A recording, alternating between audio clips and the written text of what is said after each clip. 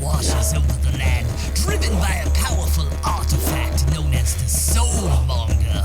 4 would-be heroes have been sent to the jungles of Chult to destroy the cause of this terrible affliction. Vale, the half-elven paladin, who's just now learning of his divinely granted powers. Ubo, the total monk from a distant land, who's as quick with his wit as he is with his staff. Brilinya, Aasimar warlock, sent on this quest by her temple, discovering herself in this strange new land. And Gunslinger Cole, tiefling artificer and archaeologist who may just dig up more than she bargained for. This motley band of adventurers must work together to brave the poisonous plants, venomous monsters, thundering dinosaurs, and rotting undead of the jungle. Join the omnipotent dungeon master Jake from many-terrain domain to see if our heroes can find the Soulmonger, uncover the deeper mysteries of Chult, and free the world from the death curse. Welcome to the jungle. Welcome to Chult of Personality.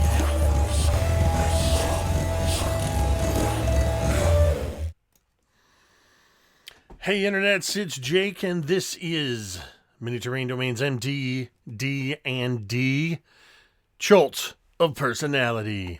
I forgot to change the episode title. I'm just now realizing, as it says that it is episode 14, which is not. It is episode 15, The House of Man and Crocodile. Last episode was episode 14, which by the end of the stream we had changed the name to Row, Row, Row Your Boat. That was pretty much the bulk of the last episode. These fine adventurers that are joining us tonight are continuing their adventures in Chult, playing the half-elf paladin Vale Istafall. It's Mike the Piper, playing our intrepid archaeologist and artificer of the tiefling variety. It's Marquise as Gunslinger Cole, playing the Aasimar warlock Brilinya. It's Megan from Dice on Ice, and our massive turtle monk is played by Drake, the RPG construct. Which of you fine heroes would like to recap our adventure so far for a point of inspiration? I vote Megan. So it is. With a surprised look on her face, Megan, a point of inspiration to recap. So, we were going down the river, and it took us a few days, and each day was kind of a narrative, little tidbit of excitement through that day. Brilinya got to see some of those snake vine things. The Jaculi. Yeah, that and they attacked our boat. That was bad. But we ended up near a set of ruins on our 5th or 4th day, I believe, of traveling. And Salida told us a story about Crocodile and man. And we went to check it out, and there's nobody in this camp that is near this statue, but there's some mean-looking rip marks. Cole has a friend, a little bird friend, who is doubling as her diary. And Brilinya told Ubo that she is not meant to be on this trip, and that there are people looking for her. Very good. Don't forget that prior to reaching the ruins, numerous dead goblins of the biting ant BADASSERY goblin tribe were seen floating down the river, bouncing off of your boats, and you avoided an encounter with several of the goblins from that tribe that appeared to, well, they not appeared to, they were trying to grapple your boat and pull you to shore. You guys were very quick thinking, cutting the ropes and paddling quickly to get the hell out of Dodge, and had continue upriver, and the goblins did not appear to give pursuit. We left off with Gunslinger Cole having acquired a young axebeak that was trapped in a pen, and with the aid of a little bit of magic, has befriended this axebeak. And does anybody need a brief retelling of the story of Man and Crocodile as a refresher? Drake's shaking his head yes. This is the story that when you first saw the giant statue, which Gunslinger Cole is just now stepping up onto the base of, when you first saw the statue, Cole asked Salida what she knew about it, and she said that she'd never seen it before, but then it kind of jogged her memory of almost like a children's tale, a legend that goes a little something like this. In the early days of the world, man stood by the banks of a river, frightened. Crocodile raised his head from the water and asked, "What troubles you, cousin man?" Man said, "I must cross this river, but I fear to enter the water alone, because it teems with your brethren." Crocodile replied, "It's true, you would not be safe, but I will carry you across the river safely on my back, if you promise to return the favor." Man agreed, and Crocodile bore him safely across the water. When they reached the far bank, Man asked, "How can I repay you?" Crocodile replied, "I wish to see the realm of humans, but I fear to go there alone because it teems with your brethren. You must carry me on your back across your realm." Man had been tricked, but a promise is a promise. So he carried Crocodile safely on his back across the entire realm of humans, a journey that lasted many years. He also swore in his anger that never again would men and crocodiles be friends, and so it has remained to this day.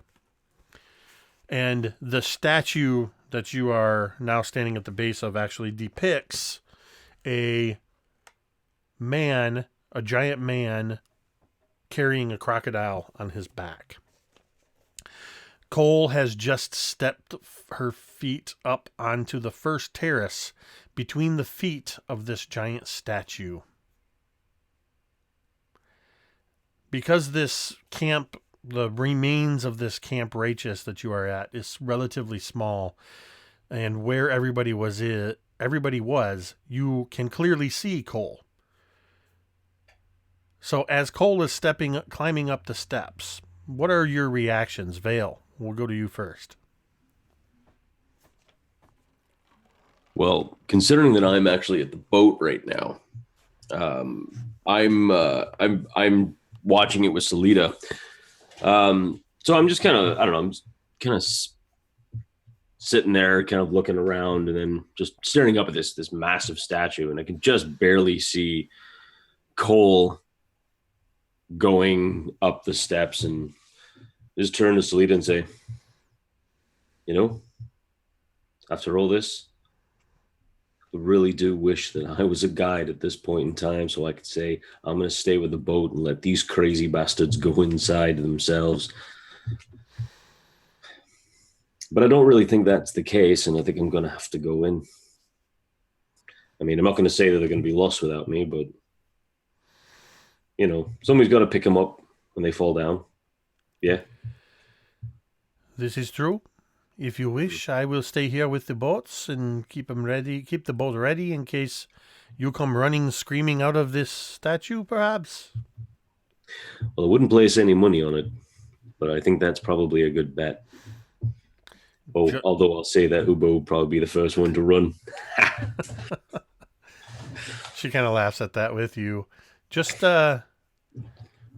give me a holler if you need my assistance. Sure. Have you known anyone to go into this temple before? Until today, I've never actually seen this temple.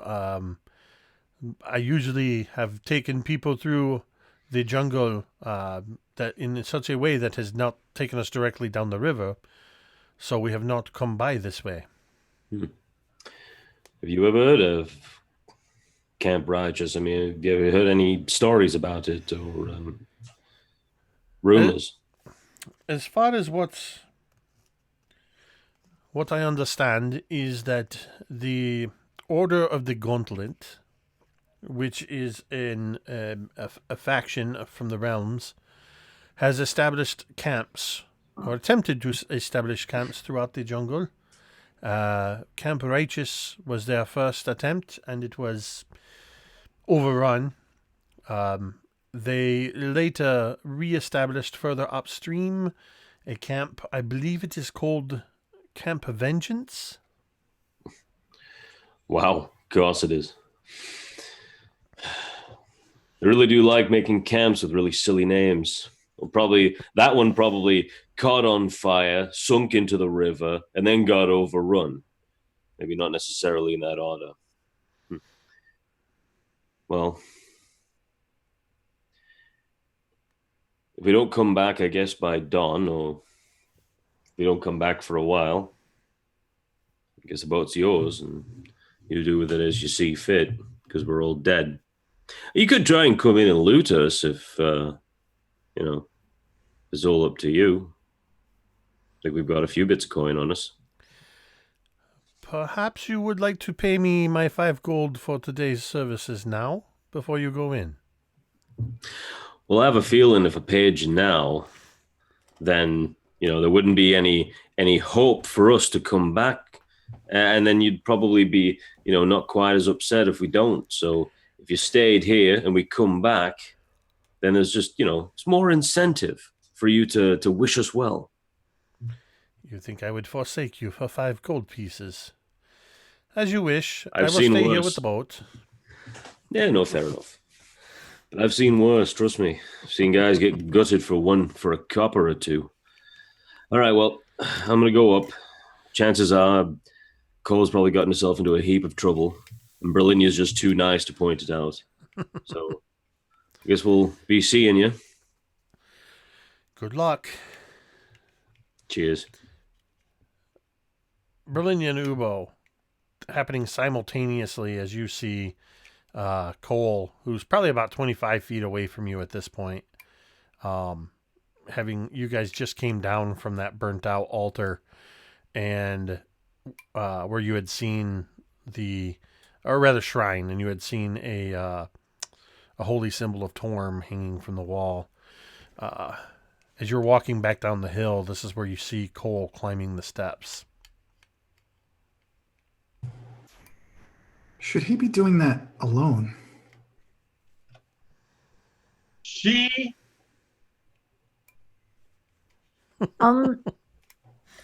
Should she be doing that alone? Thank you.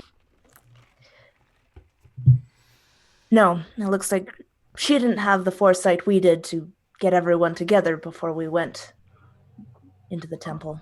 Maybe we should follow her. Make sure she doesn't get into too much trouble. Yeah, probably. And I think that Brilinya would look to see if Vale was coming up from the boat area. You would see at this point Vale kind of calling something back to Salida and then heading towards you. As I said, the where the boats are is only about 50 feet or so from the base of the statue. Yeah. So Cole, would you wait for the others to get there, or would you just start walking in? I'm walking. Well, I'm not walking into the temple. I'm walking up to the entrance of the temple where I stand. Okay. I think I would wait for Vale. Just kind of like halfway between, just so he can join me in Brill.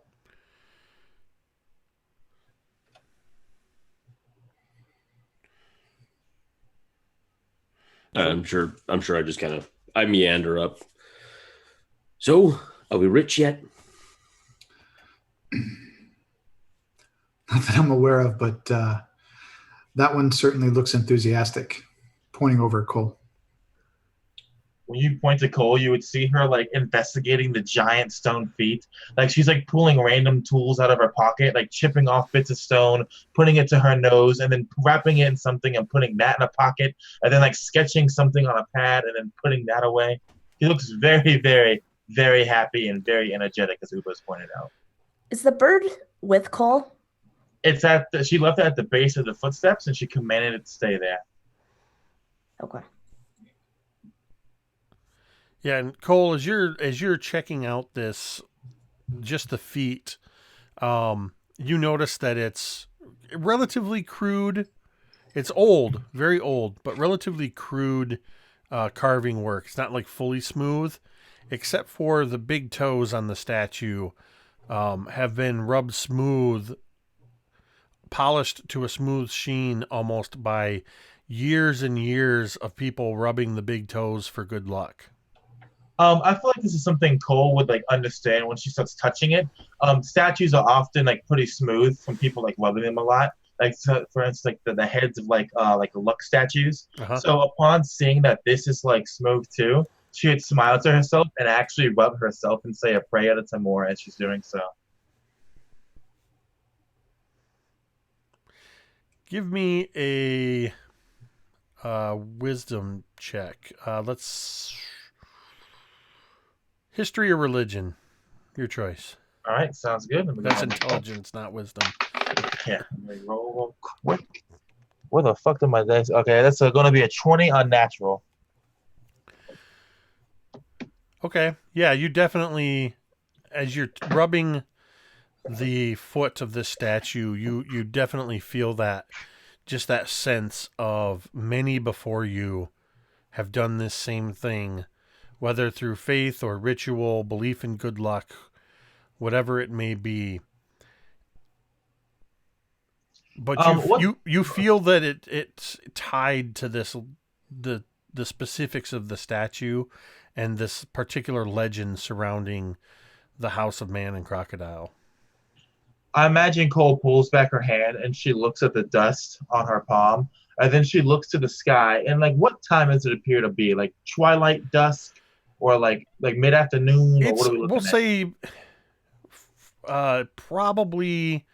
We'll say kind of in that 3 to 4 in the afternoon kind of time frame. Oh, all right. Knowing that we still have plenty of daylight left then to explore, quote unquote, Cole is going to take off her leather jacket and spread it at her feet. And as she does so, she literally reaches into it, her hands disappearing, and she starts pulling out these large wrapped objects and unfurling them on the ground. And as they unfurl, you see that instead of one object, it's actually rolls and rolls and rolls of tools. And these are her tinker tools, her thieves tools, and her alchemist tools she's all pulling out here. And she then will just look and see what the rest of the party's doing, knowing that they're probably watching her. She can feel their eyes on the back. It's probably at this point, as you're starting to kind of unroll all these tools, that the rest of the party's rolling up. Vale quips his remark about, "Are we rich yet?" And the rest of you would see a woman who is moving with a purpose. The only other time you've seen her with this kind of, she knows exactly what she's doing, is when she's been in the library studying with the books. And for point of reference, because everybody could see this at this point,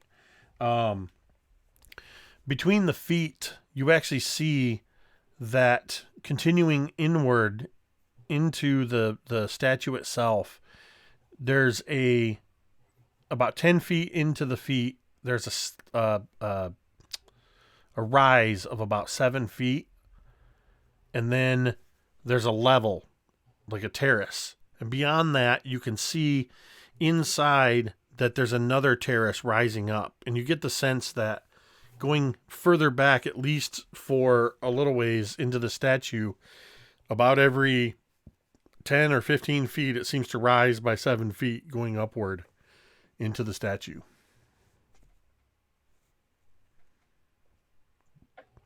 So what are you doing, Cole? Now you got your tools all laid out.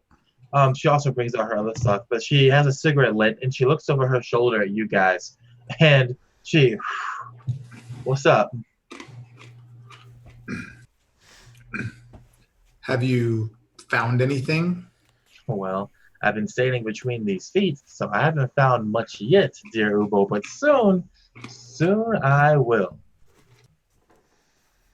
And Did you find anything? I think at this point, Brilinya would like point at the bird.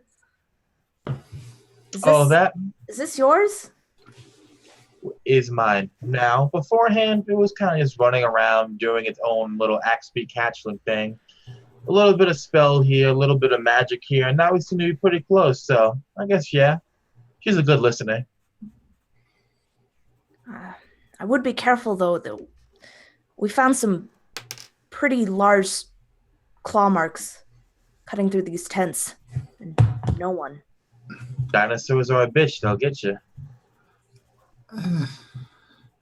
These were much bigger than something we could probably handle. You may want to just be careful. And with that, Ubo would actually turn around, Jake, and he would sit on the step facing outward, facing away from everybody towards the boat, just kind of sitting on the closest step. As you turn and kind of sit, you have a clear line of sight to Salida, who has kind of picked up a stick that's about maybe 6 feet in length, picked it up from along the shoreline. She's standing on the dock and just leaning on it, and she kind of turns, sees you sit down, and she just kind of goes,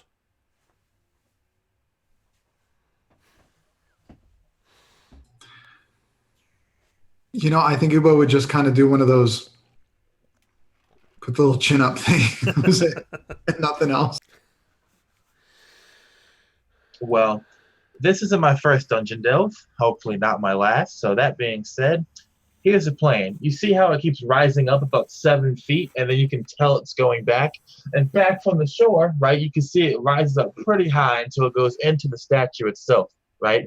So I have some rope here, and I have the grappling hooks all set up and ready and everything. So it's going to be pretty simple. Vale, I'm going to need you for this one. Bro, I'm not sure if this is really your expertise here. Basically, we're going to be climbing our way in. I'm going to be taking my Kalimshan Thieves tools. More than likely, this place is booby-trapped. If it's not booby-trapped, it's smooth sailing to see what's inside. But if it is booby-trapped, always come prepared. Learn that the first time.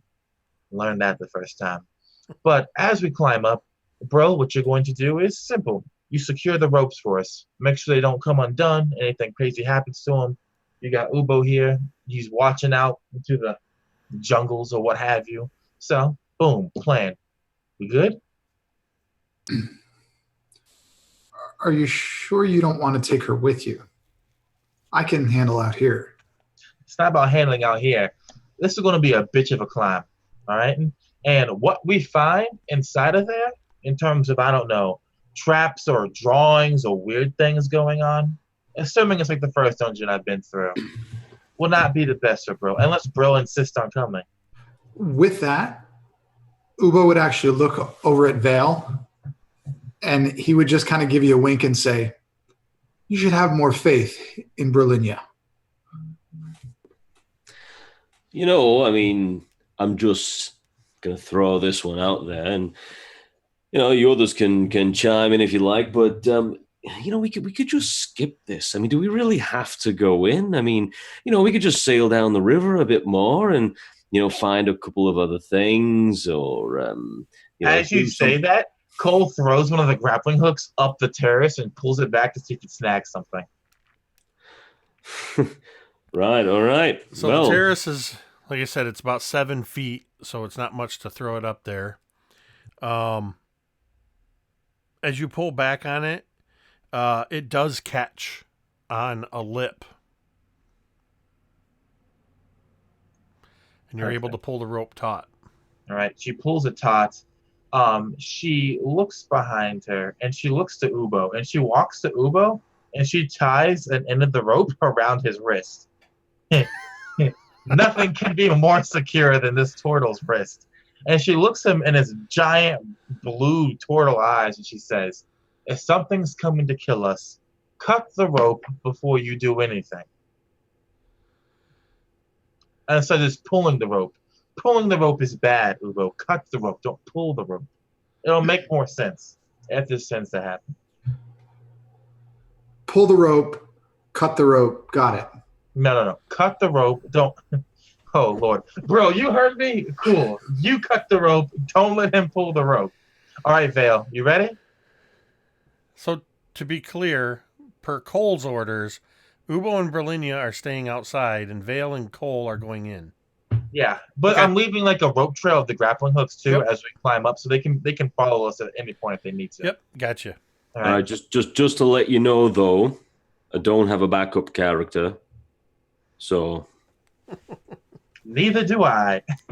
I see you also like to live dangerously. Cole then takes a huge a coil of rope, throws it over her shoulder. Hanging from her belt are a bunch of grappling hooks, and also hanging from her belt are her thieves' tools. And she's going to go to the wall and just use the grappling hook she already has set up and use it to basically rappel herself up the wall. Okay. So climbing up the ledge, I just need you to make a strength check with advantage because of the rope. That's going to be a 19. You're able to kind of leverage yourself on the stone. In here, the where the stone rises up to each terrace seems to be a little bit smoother, hard to find purchase easily, but it's not that tall of a climb, so you're able to kind of get what you need, leverage up, and pull yourself up on top of the ledge. And then she'll wait for Vale to come up, and then she's going to do a quick study to basically flash memorize the details around her. All right, Vale.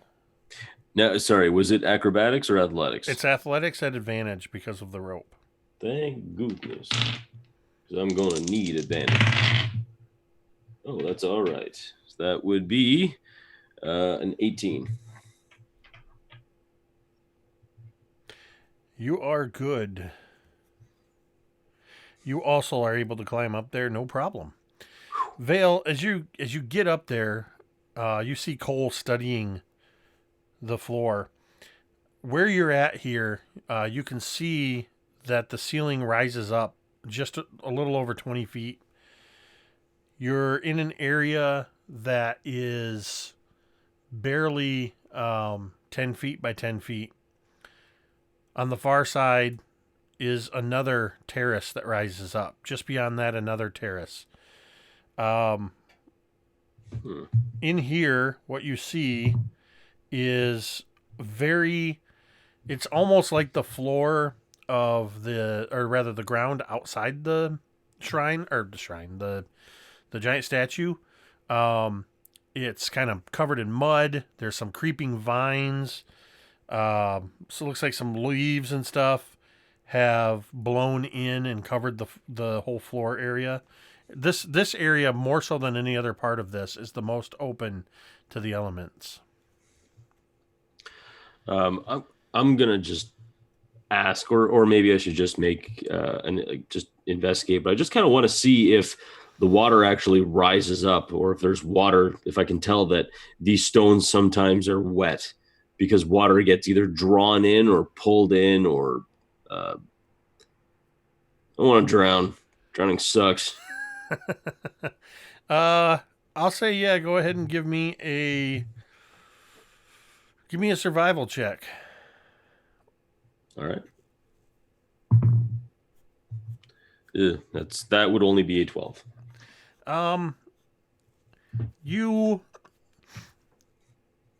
It's hard to really discern what's causing it. You don't see any of the telltale signs. Like there's no water lines on the wall in particular. It just kind of has that look of stuff that's been blown in maybe during a torrential rain or something like that. Beyond this floor, there's really no other signs that water has risen up into this place. And Cole, you were kind of checking the whole thing out. Yep. So, yeah, go ahead and give me a perception check. Could I perhaps do investigation? Sure. All right, that's going to be a 13. So, as you're just kind of checking this out, you see pretty much, as I described, what Vale sees. But you notice that kind of at your feet, you can see where your grapple hit the mud and then kind of pulled toward and caught on like a stone ledge. You glance at it and then you look away and then something makes you look back at it. And you can just make out a faint line where that edge is going all the way around the perimeter that appears to form a smaller square to this terrace that you're on, leaving a very narrow ledge around the edges, but it sets the center part of this room apart from the edges.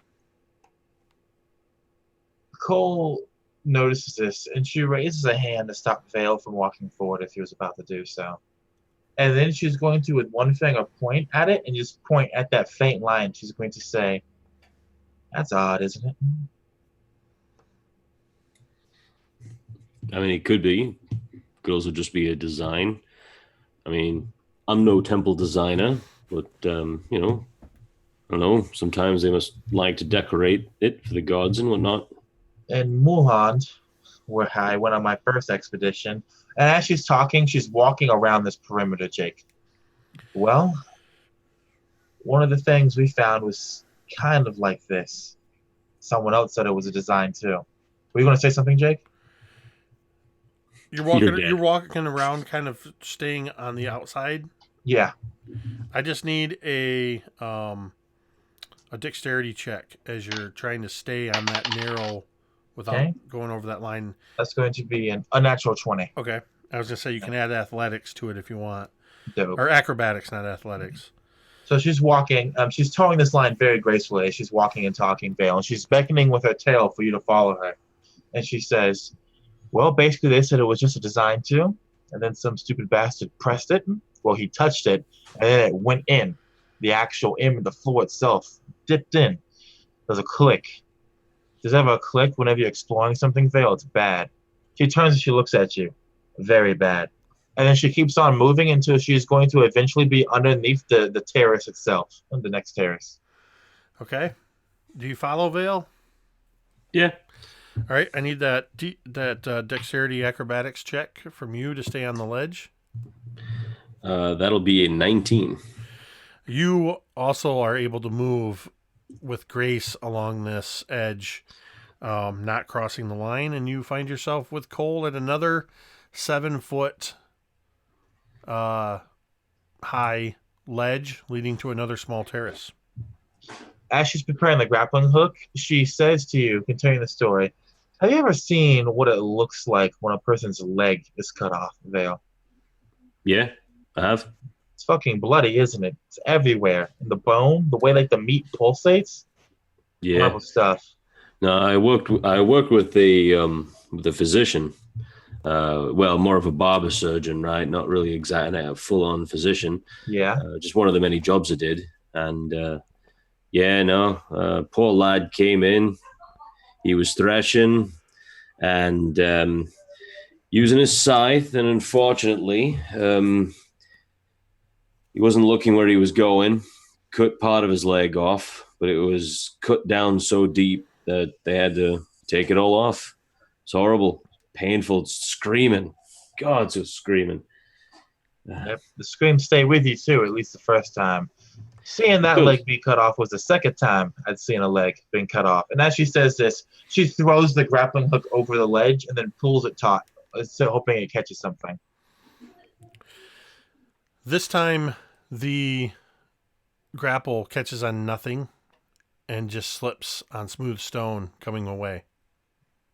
Beautiful. Looks like we got to do this the old-fashioned way. Mind giving me a boost there, Golden Boy? Be my pleasure. Hang on. And I'll just kind of hold my, kind of cup my hands, ready to give her a boost up. All right. So you're able to easily step up into his hands and kind of boost up. And you see this time that there's a narrow, less than 10 foot across until the next rise. The ceiling in here is also about 20 some feet high. As Cole basically pulls herself up over the ledge, she hangs down the rope so that way Vale can easily kind of just like climb his way upwards. All right. And so you kind of, as you're holding the rope and pulling Vale, I need you to roll me a D100. Oh, exciting. 1 second. By the way, is the rope, am I still connected to it? Can you explain how you're doing this rope, Marquise? Because It's more than one thing of rope. So I just have a little bit of rope for the first grappling hook, right? And I tied it to Ubo because I don't want that grappling hook coming unhooked. Okay. Yeah. I wasn't sure if you were doing like a daisy chain kind of situation or. I still got a 47 on my D100. So.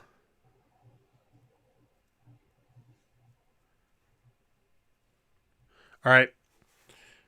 You're fine. Dope. Sorry. You pull no,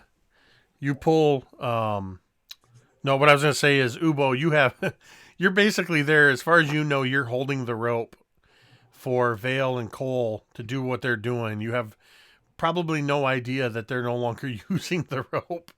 So I imagine that like the end's tied to my wrist and there's like the ends kind of, and I'm just sitting there just kind of twirling it, just playing with it, just staring at the rope. No idea of what's going on. What are you doing, Brilinya? Brilinya is sitting on the steps, just like throwing pebbles just down the steps, just kind of watching them, just like clinking down the steps. And Tomb Raider, Brilinya, throwing pebbles. As you're doing that, the little axe beak bird is just kind of going, cocking its head.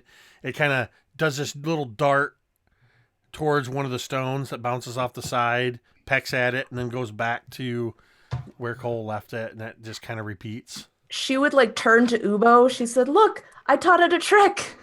Just throw the stone down. Ubo would laugh, and you'd hear that kind of guttural chuckle, and he would just kind of turn and leave the end of the rope alone for a second and go, "So, what you said before, was that really true? Doesn't seem like you." She would stop throwing the stones and just she wouldn't look at you, just kind of pause. And not one of my proudest moments, but my mindset wasn't there. I was desperate. Obviously, but can I ask why? Why would you do something like that? What were you desperate for? I just wanted to get out.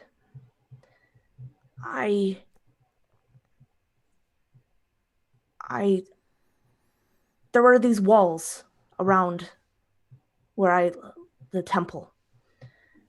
High walls. And we were never allowed to look over them, go over and see the other side.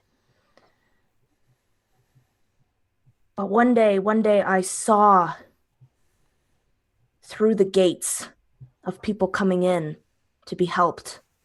And I just saw a world just for that instant, so different than what I had been told.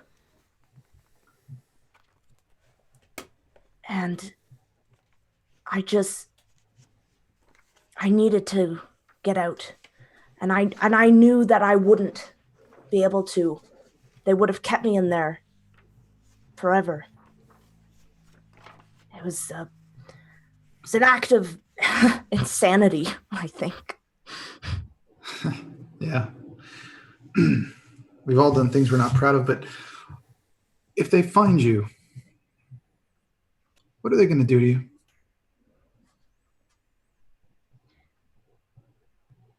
I'm not sure. No one has ever left, not any of my kind, without proper leave.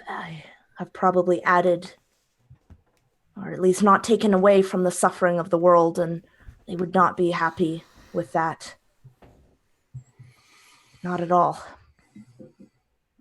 Well, you certainly are full of surprises. And we're going to cut back to the second terrace as Cole is pulling Vale up onto the terrace. Vale, I need you to roll a D100. Roll a 47, Vale. That's what I rolled, and it was fine. So a 47 will also be fine for you, I imagine.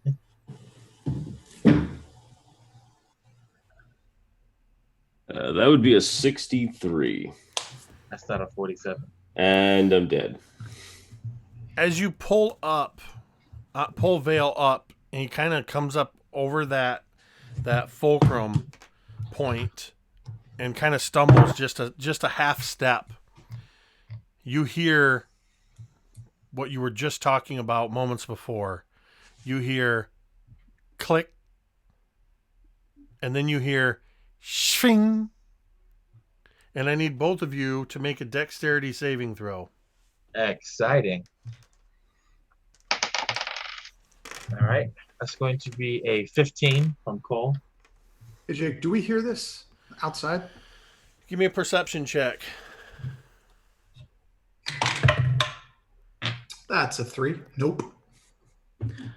I'm gonna use some inspiration because that last one was really shitty. I did get a 20 on my perception. Nice. Unnatural. No. Brilinya, you would just hear from inside Oh, thank God. this kind of indistinguishable sound of just kind of, you've heard little bits of their, the clang of a grapple hook, the shuffling of feet on dirty floors. Then you just hear this click and this shing. Yeah, I don't know if she would be able to differentiate that noise from the other noises. But I think she would kind of, having them being gone for a while, because when you're waiting, things seem like forever. She would kind of just listen in a bit more intently. Okay. Mike, how'd you do on that? Better one? this time. I got a 22. All right. As you kind of take that stutter step, and Cole, you react, and just as you hear this click, swing, as right in front of you passes a scything blade from a hidden niche, and it nicks the both of you. If you hadn't have kind of, I picture it almost like as Vale stumbled, you just instinctively grab him and pull him back. And you both get clipped for 5 points of slashing damage as this blade shoom, it disappears into the other wall. Cole's tail is bleeding because it was her tail that wrapped around Vale's stomach and pulled him back. And she then uncurls her tail and she looks at him and she says, "Every step can be a misstep, Vale." Very true. Yeah, you're right. Maybe I can help you out if you'd like. And her tail kind of wags a bit and throws blood on your face, like she's slapping you with the blood. And she says, "No, don't worry about it." Because all right. I get the point. Thank you. Now, blade came from that wall and went into that wall because you stepped right there. Now, my suspicion is if we don't step in the right place, it causes another issue. You actually, Cole, you can see as you point. You can see, now that you've seen the blade, you see a narrow slit in the wall, and you see where it came from on the opposite wall, and you see that there's 2 matching slits just beyond that for a total of 4 wall slits. And she points to the next 2, and she says, "Somewhere between here and there," pointing at the terrace, "these Chultans are going to be trying to cut our heads off again." Yeah, Give me a intelligence check, Cole. that one's low. That's just gonna be an 11. Okay. Carry on. All right. She takes something from her belt, from her repertoire of thieves' tools. What it is a vial of something, and then what's basically like a flat edged blade. All right. And she's going to look at the ground and she's scanning for if there's any more of these plates in front of her.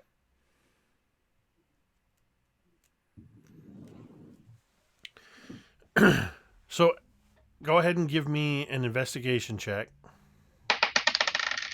All right, I'm going to use a point of inspiration for that. Then. All right, that's going to be an unnatural 20. What you see where Vale's foot was, the click was actually a windblown twig being snapped in half. You actually do not see any triggering floor plates. Oh, lovely, Cole would say. And then she would look at you, Vale, and then she steps forward again and pulls her foot back over where that twig was. The blades come back out. Roll a D100. Exciting. All right. Use my online roller. It's going to be an 11. Nothing happens. Is Cole able to kind of piece together how this works at all? With Or your, having with that intelligence check, or with that intelligence check, no. Okay. That's what the intelligence check was for, was to see if you could kind of figure it out. All right. Cole taps her chin with the blade, and then she's going to take 3 very quick steps forward until she's past the blades. Well, the first set of wall splits, I should say. All right. You don't even have to take 3 steps. But yeah, give me, if you're going to move, I need another D100. 74, which I assume is the trigger.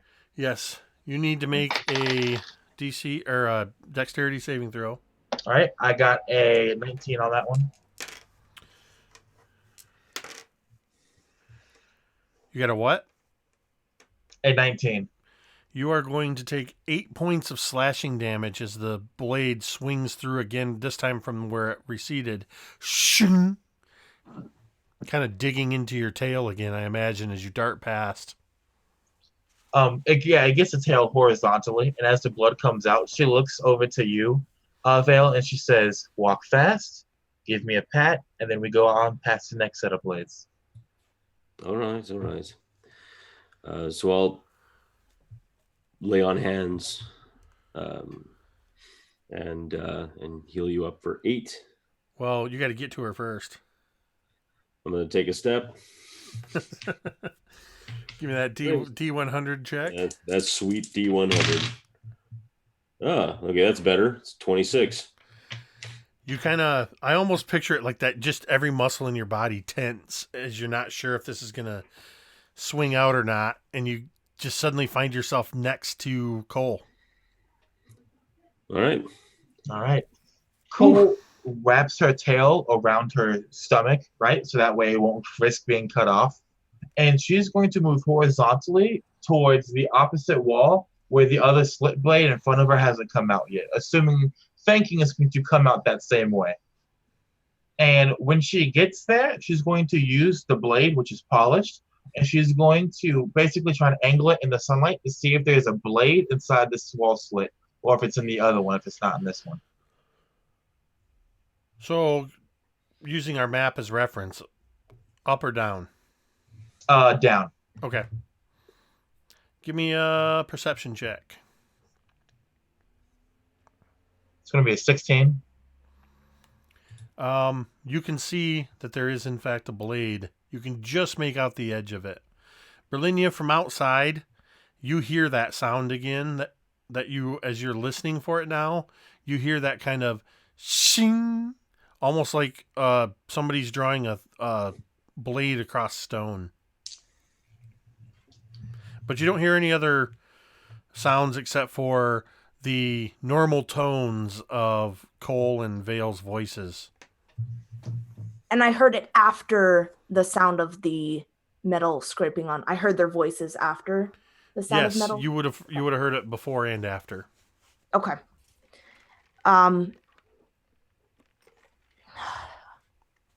Gosh, I hope they're okay in there.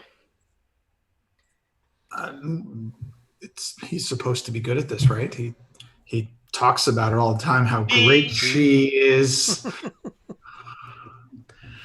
You really shouldn't assume tiefling's gender. Help us. Sorry. I mean, she's always talking about how great she is at this stuff, right? I mean, I suppose, but I don't know. We've never really seen her do any of this, so who knows? and with that, I would take the rope that's kind of wrapped around my wrist, and I'd say, don't worry, I got him right here. I just got to pull, and I can pull him back, and I would, And you just see like the relief and like the oh yeah, that makes sense in her look. Yeah, that seems about right. Yeah. And then, but then Ubo would say, but if you wanted to follow him, I mean, we have the rope. I can stay here if you just want to check on them.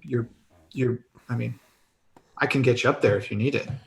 She looks up and her face just kind of like pales and she goes white and she says, that's kind of high, isn't it? No, but it may be for you. They sound fine. Yeah, they sound fine. And I have the rope, so we're fine. Yep. So Yep. We're good. Okay. All right. Then back inside, Cole and Vale. Cole takes a length of rope, a small length, and here's what she's going to try and do, Jake. Basically, she's going to try and like snap it, like wave it in front of the wall slit, and if the blade comes out, she's going to run past it right as the blade goes past it. So you're gonna put rope in front of. No, okay, so it's like because she feels like it's motion detecting somehow, so she wants to wave the rope right in front of the wall slit to bait the blade out, and then move like basically walk past as the blade would be moving past it. Okay, so you hold the rope in front of the wall slit, and nothing happens. Not with objects, but with people. And she's going to look up and down the wall slit, trying to see if she can find anything there that's somehow triggering this. All you can see from floor to ceiling is a smooth edged slit. And then her eyes are going to scan the ground between the two slits. Smooth stone.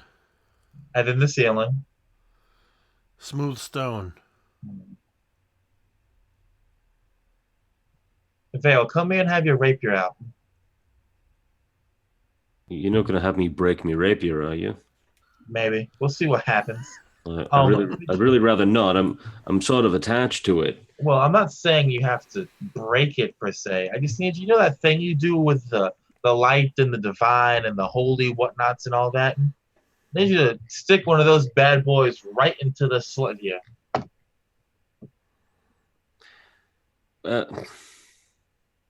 It's not as erotic as it sounds, but it might save our lives in a second. So wait, what? Huh? No. What? No, nothing. Fine. That wasn't strange at all. All right. Hey, but one thing, right? I mean, if we're gonna go through this, and we're probably gonna get killed at some point, I mean, just. I'm not exactly like buying into the whole Ubtao thing, but are you going to ask me to convert? What? No. I was going to have to slap the shit out of you, Vale. That's silly talk. No, I'm just. What's up?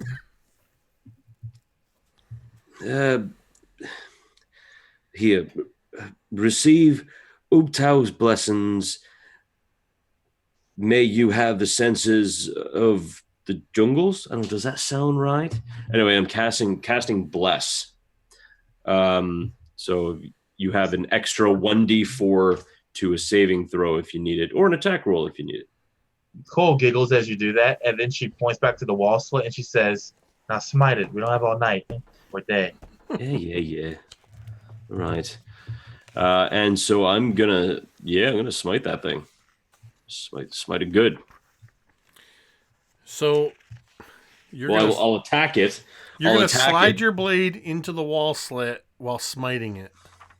Yeah, trust me. I think this is the worst idea ever. But Cole is using you as a guinea pig. essentially, yes. You're probably gonna die. Gonna get cut in half, and you're gonna feel really dumb. You'll feel dumb for listening. I'll feel smart for using someone to do this for me. All right, roll an attack as you normally would. Yeah, I'll roll an attack, and if I'm still gonna die here. All right. Well, what's the shit? What the hell's my 2 hit? That will be a 21.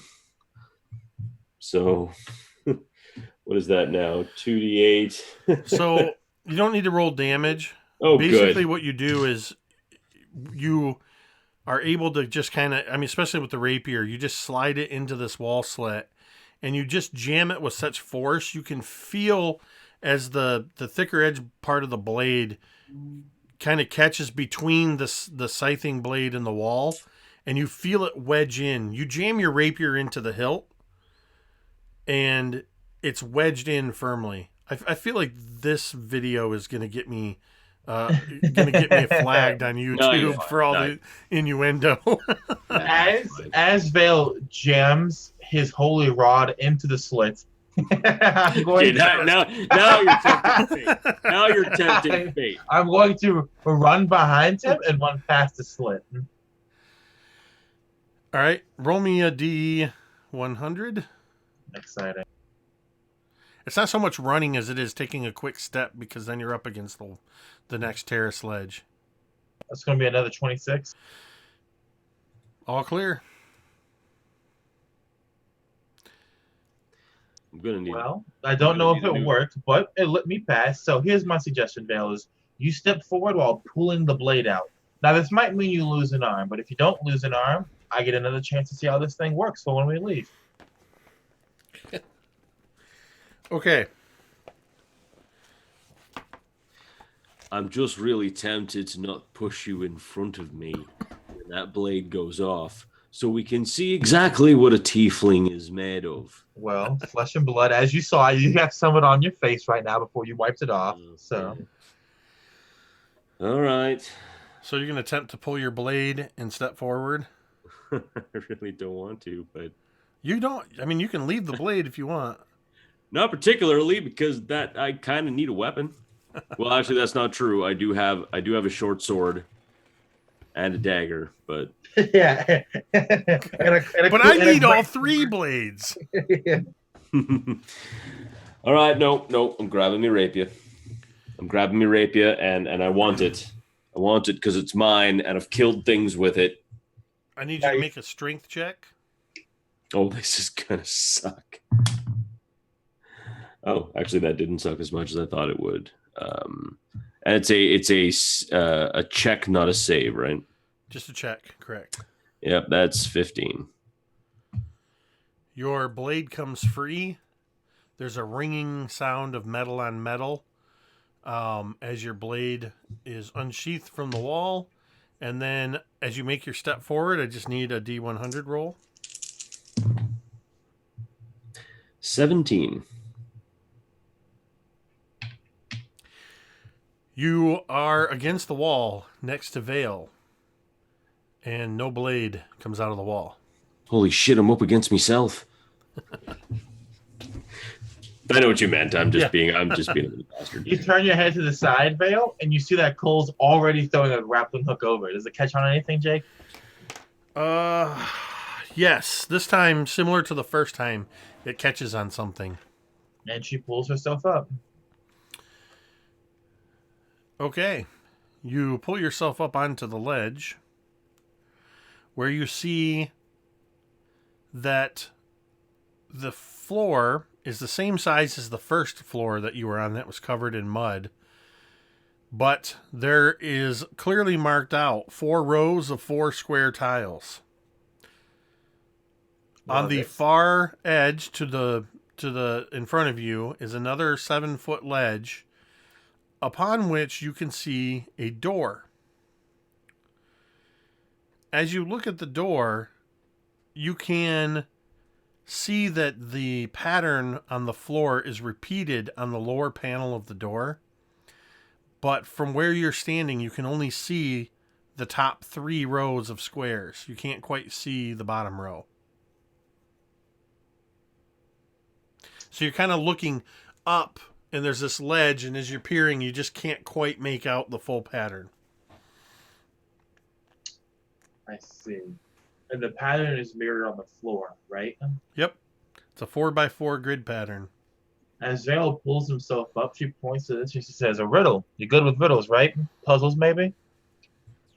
No. Well, let's give it a shot anyway. Cool. That's what I like to hear. Yeah, well, we're here now.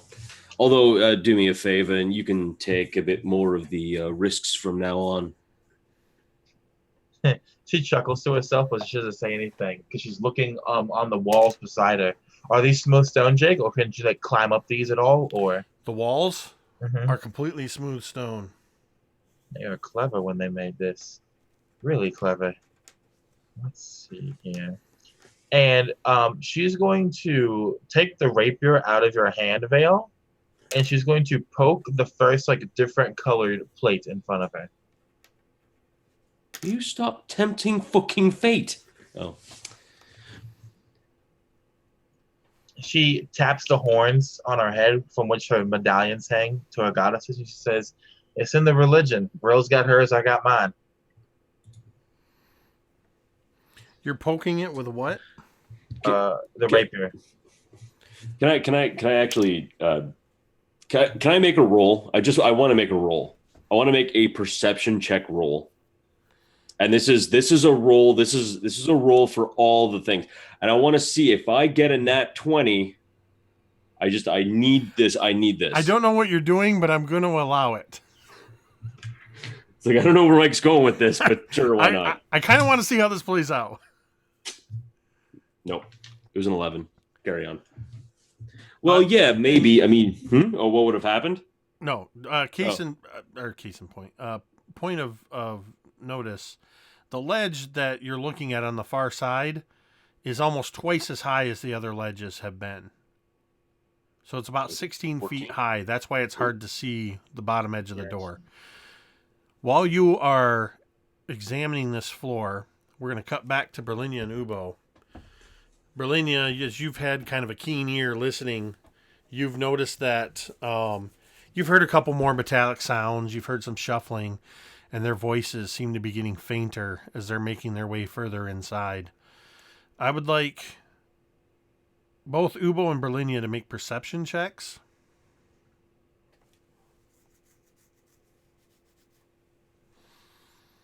It's an 11. 21. Brilinya, your hearing is almost just locked in on the inside of this statue. Ubo, you hear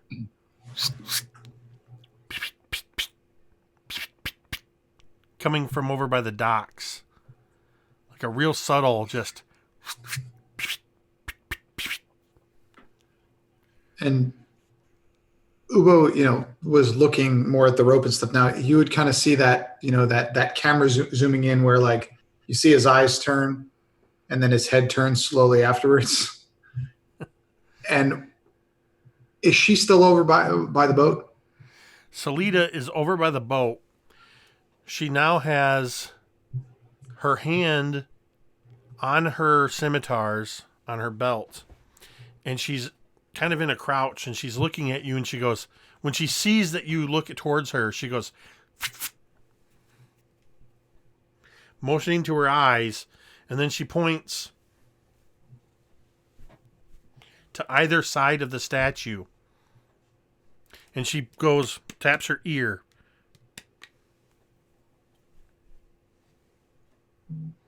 Okay. Seeing that, I would I would turn to Brill, and I would very, very kind of subtly. Would she still be sitting, Megan? Yeah, she's still sitting throwing the rocks. I would. How far away would she be, Jake, from the step to where I am? It's like 5 feet. Yeah, 5-10 feet at most. I would walk over to her and kind of put my hand under one of her arms. I mean, it's big, so it would kind of wrap around your whole arm. And I would very forcefully, but not hurting you, pick you up and take you back to where I was up against the wall. And I would say, there's something here. Get up there. And I would motion for you to climb this rope, or me to lift you up there, or whatever you need to do to get up on top of that first ledge. Yeah, at first she would say, "Hey, what?" And then you just say that, and she'd just look at you and look around to see if she could see anything. But what about you? I got the rope.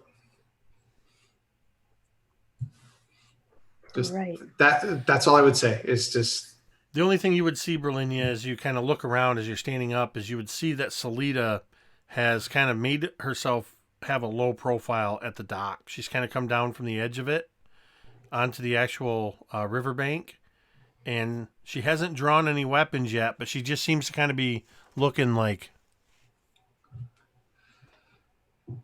You can help from up there. You can get things at range. I can stay down here. Don't worry about me. You need to get up there. Okay. All right. And I would either put my hands together or just kind of try to toss her up, whatever I could do to get her up there quickly, Jake. So you're sending her inside on that first ledge? Yes. Okay. Yeah, you could easily... And I'm staying where she can see me. Yep. Yeah, it's only a 7-foot high ledge. Yeah. So you can easily kind of lift her up. I think at this point maybe Brill would see where the rope is attached to this, not to her companions as she had thought before. And she would kind of lean over the ledge and just say, It's not attached to them, the rope. It's not attached to anything. And for a moment, you would see Ubo just kind of go, oh. But I wouldn't think to untie it yet. Is there any way that... But, like, you can see Brilinya, like, as she looks down, she just kind of, like, just closes her eyes for a second, like she's going to pass out because this vertigo just hits her, just even looking down from this 7-foot tall thing. But she's going to try and maybe maneuver herself so that if she can look around the wall or however it's set up so that she can see maybe what's coming from the side. Just maybe peek out. There's no way from inside here that you can see out and around the statue. Okay. You only have a 10-foot wide viewport straight ahead toward the riverbank. Because you're inside between the statue's legs. Okay. So you're like right where on our map here where the little feet are, you're inside there on that first terrace. Right. Okay. All right. I do need you to make I need you to roll a D50 or D50. A D100. I'm just making up dice. Roll me a D37. Yeah, throw me a D74 real quick. Roll a D100. 81. Okay. So you're kind of experiencing this vertigo as you step up there, and you kind of realize you're only 7 feet up, but it's still kind of dizzying you, and you kind of stagger a step. You step back, and I need you to make I want you to make a dexterity saving throw at disadvantage. All right. That is a 19. So I want you to tell how you do this as you kind of stagger back and your foot kind of kicks right next to where the ground right next to where the grappling hook is. And you feel the ground, and then the ground drops away below you, behind you, and you start to fall, but you grab the edge. I can imagine she just kind of backs up a little bit, and she backs up, and she expects to, and she is like putting her weight down on her back foot, and it just begins to crumble, and her foot just continues to fall. But I think she is able to almost like kind of spin around, like kind of put the weight onto her hand, onto what she hopes is a more solid piece of the floor, which it is, thankfully. And she kind of puts her hand out there and just kind of steadies herself on her one leg while her other leg is like dangling down. And I think Ubo would just hear this like yelp coming from up on the ledge. Can I see her, Jake? You're how tall? Almost 7 feet, like 6'8". Yeah. So I mean, it's almost at eye level. So yeah, you see her kind of standing there, and then all of a sudden she drops down almost completely from view. Okay. Could I? Is there any way to go closer to her and try to grab her? You'd have to climb up, which you can do. I mean, yeah, I would, but I kind of moved her and put her up there all in that same thing. I don't think I could do that much in this turn, unless you'll allow it. It's more of a scene than a turn. Okay, then yeah, then I would hear that and get as fast as I could up there using the grappling hook that I'm still attached to. With your height, you almost don't even have to use the grappling hook. You can almost just do that thing where you just kind of leap up, push down on the edge, and just hoist yourself up. Yep. And you can clearly see that the inside of this room, most of this floor is gone. There's a 20-foot deep pit and a very narrow ledge all the way around. And Brill is just kind of hanging on, one knee up, kind of mostly prone, one leg dangling in this pit. So now that I'm up there and I can see where the grappling hook is and it's attached to me, I'm going to grab the hook and see if I can kind of toss it down to her to grab. Well, I mean, she's right there at your feet. Yeah. Okay, well then I want to pull her up. Yeah, you can just grab her. Yeah, that's not a problem. You can pull her up. And now you guys are standing on this narrow edge. And we're going to cut back to Vale and Cole. As Cole had just poked the rapier into a stone and nothing happened. So explain. So we had these multicolored tiles, right? No, I never said they were multicolored.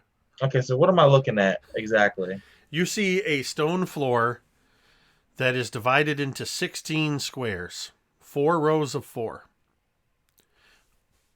You see at the far edge of this floor a 16-foot high wall leading to another terrace. This terrace is a very narrow ledge where there is a door in the center of the wall. On the door is the pattern of the floor repeated, but you can only see 3 of the 4 rows of 4. Is it the exact same pattern at the very top? It's the exact same pattern on the door. Except you can't see the what would represent, if you're looking at it like it's a drawing of the floor that's in front of you, the row of 4 tiles in front of you at your feet is the row that you cannot see on the door. All right. Can I do a quick investigation check just to look at the floor to see if I can see any like fault lines or anything like that? Yep. All right. That's going to be an 11, so that's trash. Cole steps forward. And then she walks forward again. Wait. Go ahead. I need to know which tile you're stepping on. Oh, Lord have mercy. Of the 16? So it's going to take you basically a step. I'm pointing at my screen, like you can see what I'm pointing at. So if we look at our little sketch, or just picture there's a row of 4 tiles in front of you from left to right, 1, 2, 3, 4. Okay? So the first row, are you stepping on the first, second, third, or fourth tile? Let's go with the second tile. Okay. You take a step forward onto the tile. You hear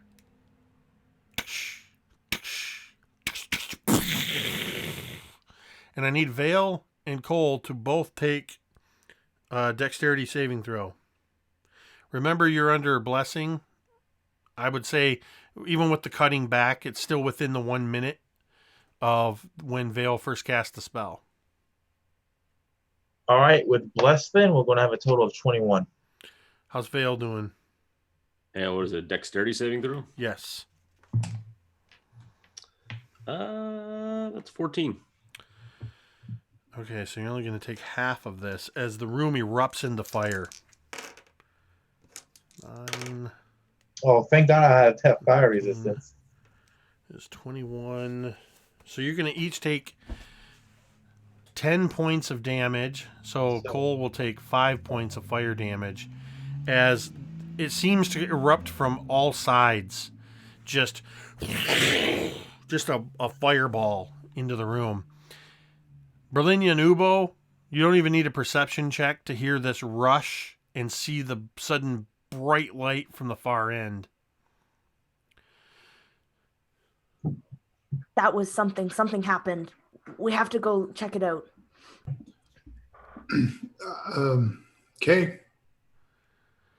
I have no idea. So it's just okay. Let's go. I mean, So I'm big and clumsy, so I need from each of you, I need a dexterity check to, it's an acrobatics check to maneuver along the narrow ledge to the far terrace. oh god, that's my worst one. Oh god, I have a -1. I'm gonna use inspiration. That's a 10. I got a 23 with it. Brilinya Fuck my practically, she walks with almost no need to even balance. Ubo, with every step, your shell kind of bounces off the wall and threatens to topple you over. And there's one point where you're kind of like, whoa, and then you catch yourself, but you do make it. Cole, as we cut back to Cole and Vale, I want you to make me a wisdom check. And this will be the last. As you make this check, you can apply Vale's blessing, and then we'll say that it's outside of the time limit of that I spell. don't think I'll need it because I have a natural 20. So with the blessing, let me go ahead and roll that real fast, just in case. That's going to be a 22. So as the last of the fire seems to kind of singeing the hairs, singeing eyebrows, and your eyes are kind of readjusting after that bright flare of light, you just have a flash of memory of Salida reciting the tale of the man and the crocodile. And you remember, as you're hearing it, looking up at this statue depicting a crocodile on the shoulders of a man. And you just think, if one of you were to climb on the other shoulders, you could probably... that. I know. That's why I decided to have you make a wisdom check. But you kind of... It just kind of clicks in your mind, and you're like, well, if one of us is on the other shoulder, then we can probably see what the rest of the pattern is. Cole looks back at Vale. What's Vale doing after he got fireballed out of nowhere?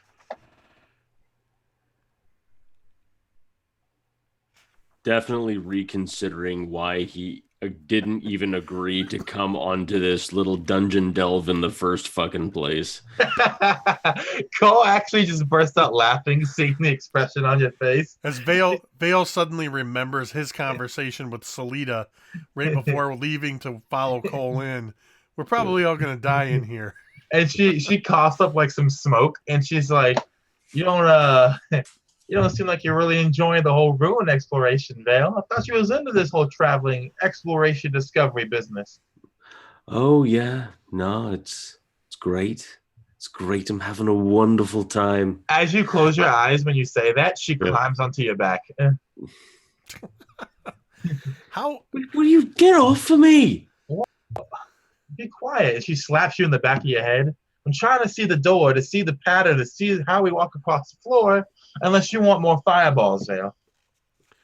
No, that's fair, but I mean, there is also the thing that if I lean back far enough and I just kind of give you a bit of a buck off, you'd be falling about 21 feet on the stone. Yikes. Sounds unpleasant. Don't know why you would do that.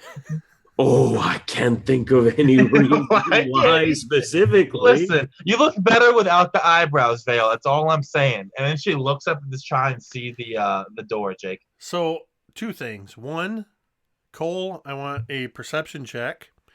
Vale, I want you to make a strength or dexterity check as Cole suddenly climbs up on your shoulders just to see how well you hold your balance. I used a point of luck on this because I had a 9 originally, and I have a 21. It's a natural 20 plus my modifier. 22, excuse me. Let's see what Vale's roll turns out to be.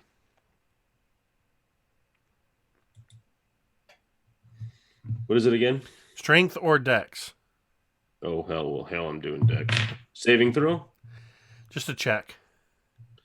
Oh, thank goodness. That's going to be a 9. Can I use a point of luck on his roll? So here's what happens. No. Jesus, I hate As you climb up there and kind of get situated, you can now see the bottom row. And it's very dim, but you can actually see that the number, what would be the third tile on the door, seems to be illuminated. And just as you see this, Vale kind of teeters forward and has to catch himself. And he steps forward to rebalance and steps onto the number 2 tile. And nothing happens. You see on the door that the number 4 tile is now illuminated in the second row. So it was the third tile originally, and now it's the 4th tile in the next row, correct? Yes, even though Vale stepped on the second tile, nothing happened. Cole puts 2 and 2 together. She assumes that once you trigger one tile, it's inert for some amount of time. And so, kind of like teetering on his back, she points to the 4th tile on the next row, and she says, jump over to that one, and don't drop me or yourself. It'd be bad.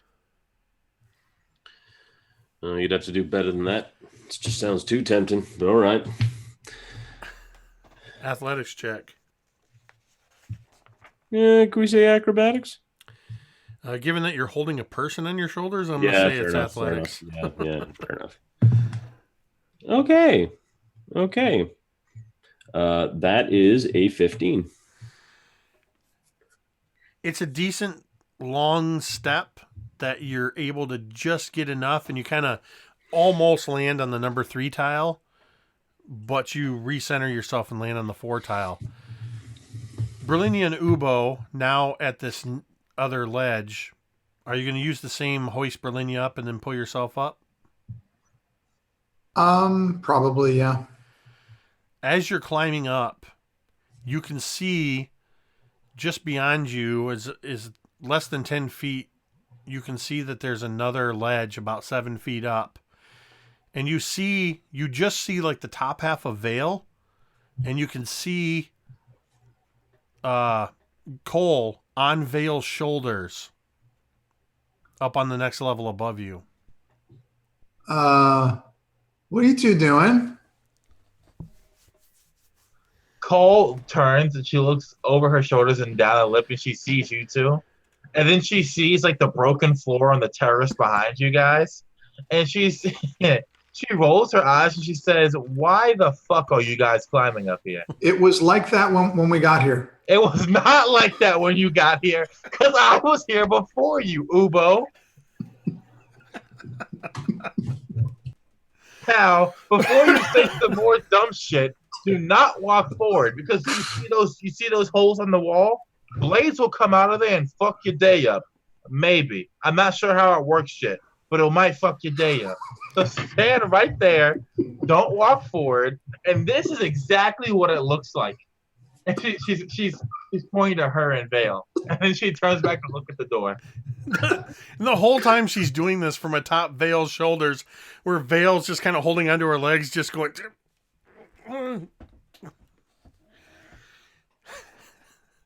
Turning back to the door, Cole, you can see that on the next row on the door, the number 3 tile is illuminated. All right, next one's easy, holy boy. Step right there. Not a long step this time. It's a nice, easy step. No check needed.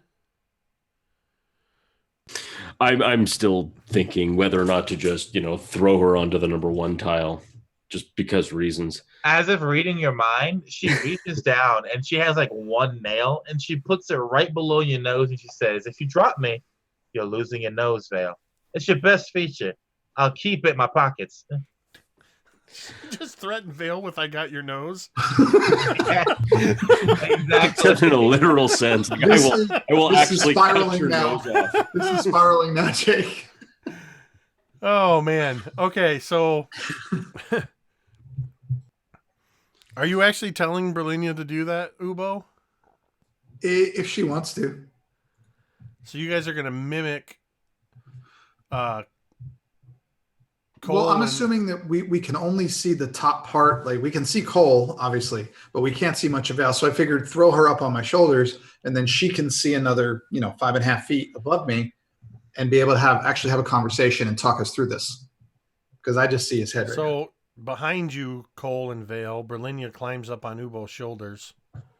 The creepy rising of a foreign idol.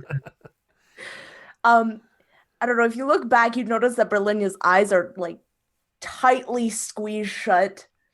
But you have to open your eyes, sweetie, if you're going to see what you're doing. We thought you guys were in trouble. So we came up, we saw the smoke and the fire. No, you were right, Brill. We are in trouble. We're all in trouble. Vale's just not used to the whole dungeon diving thing. We're fine. Just a little bit of fire here and there. Nothing we can't handle. Cole. Oh yeah, this is about as safe as putting on bacon trousers and go walking through a boulet's lair. Oh, I'm so excited! I hope we get to do that next. she just looks at you, bro, like he's just having one of those days. We all have them sometimes. I've got no fucking eyebrows left. I missed those. They were like the only good part of me, and now they're gone. He can't see his nose. He doesn't know how good of a nose he has, and his eyebrows are... Listen, Vale, just shut up and walk where I tell you to walk. Fine. Let's just get through this so this dungeon delve doesn't span 2 fucking sessions. Anyway, Brill, get down off of Ubo's shoulders. It's not safe, and we're all about safety here. Wait a second. You need us to come up there? No, God, Jesus, no. Don't. Sorry, Timora, no. Do not do that. Ubo, would you have taken any steps towards them? No? You're muted, Drake. No. I would want Brill to talk to them and tell me what's going on. Like, because I'm not that stupid. Well, I am, but you know me. Okay. Cole, you can now see, turning your attention back to the door, you can see that the last row also shows the 3rd tile illuminated. One step forward, holy boy, and then boom, we're at the cool place where the cool things happen. Or not. We might die. But one step forward. Okay.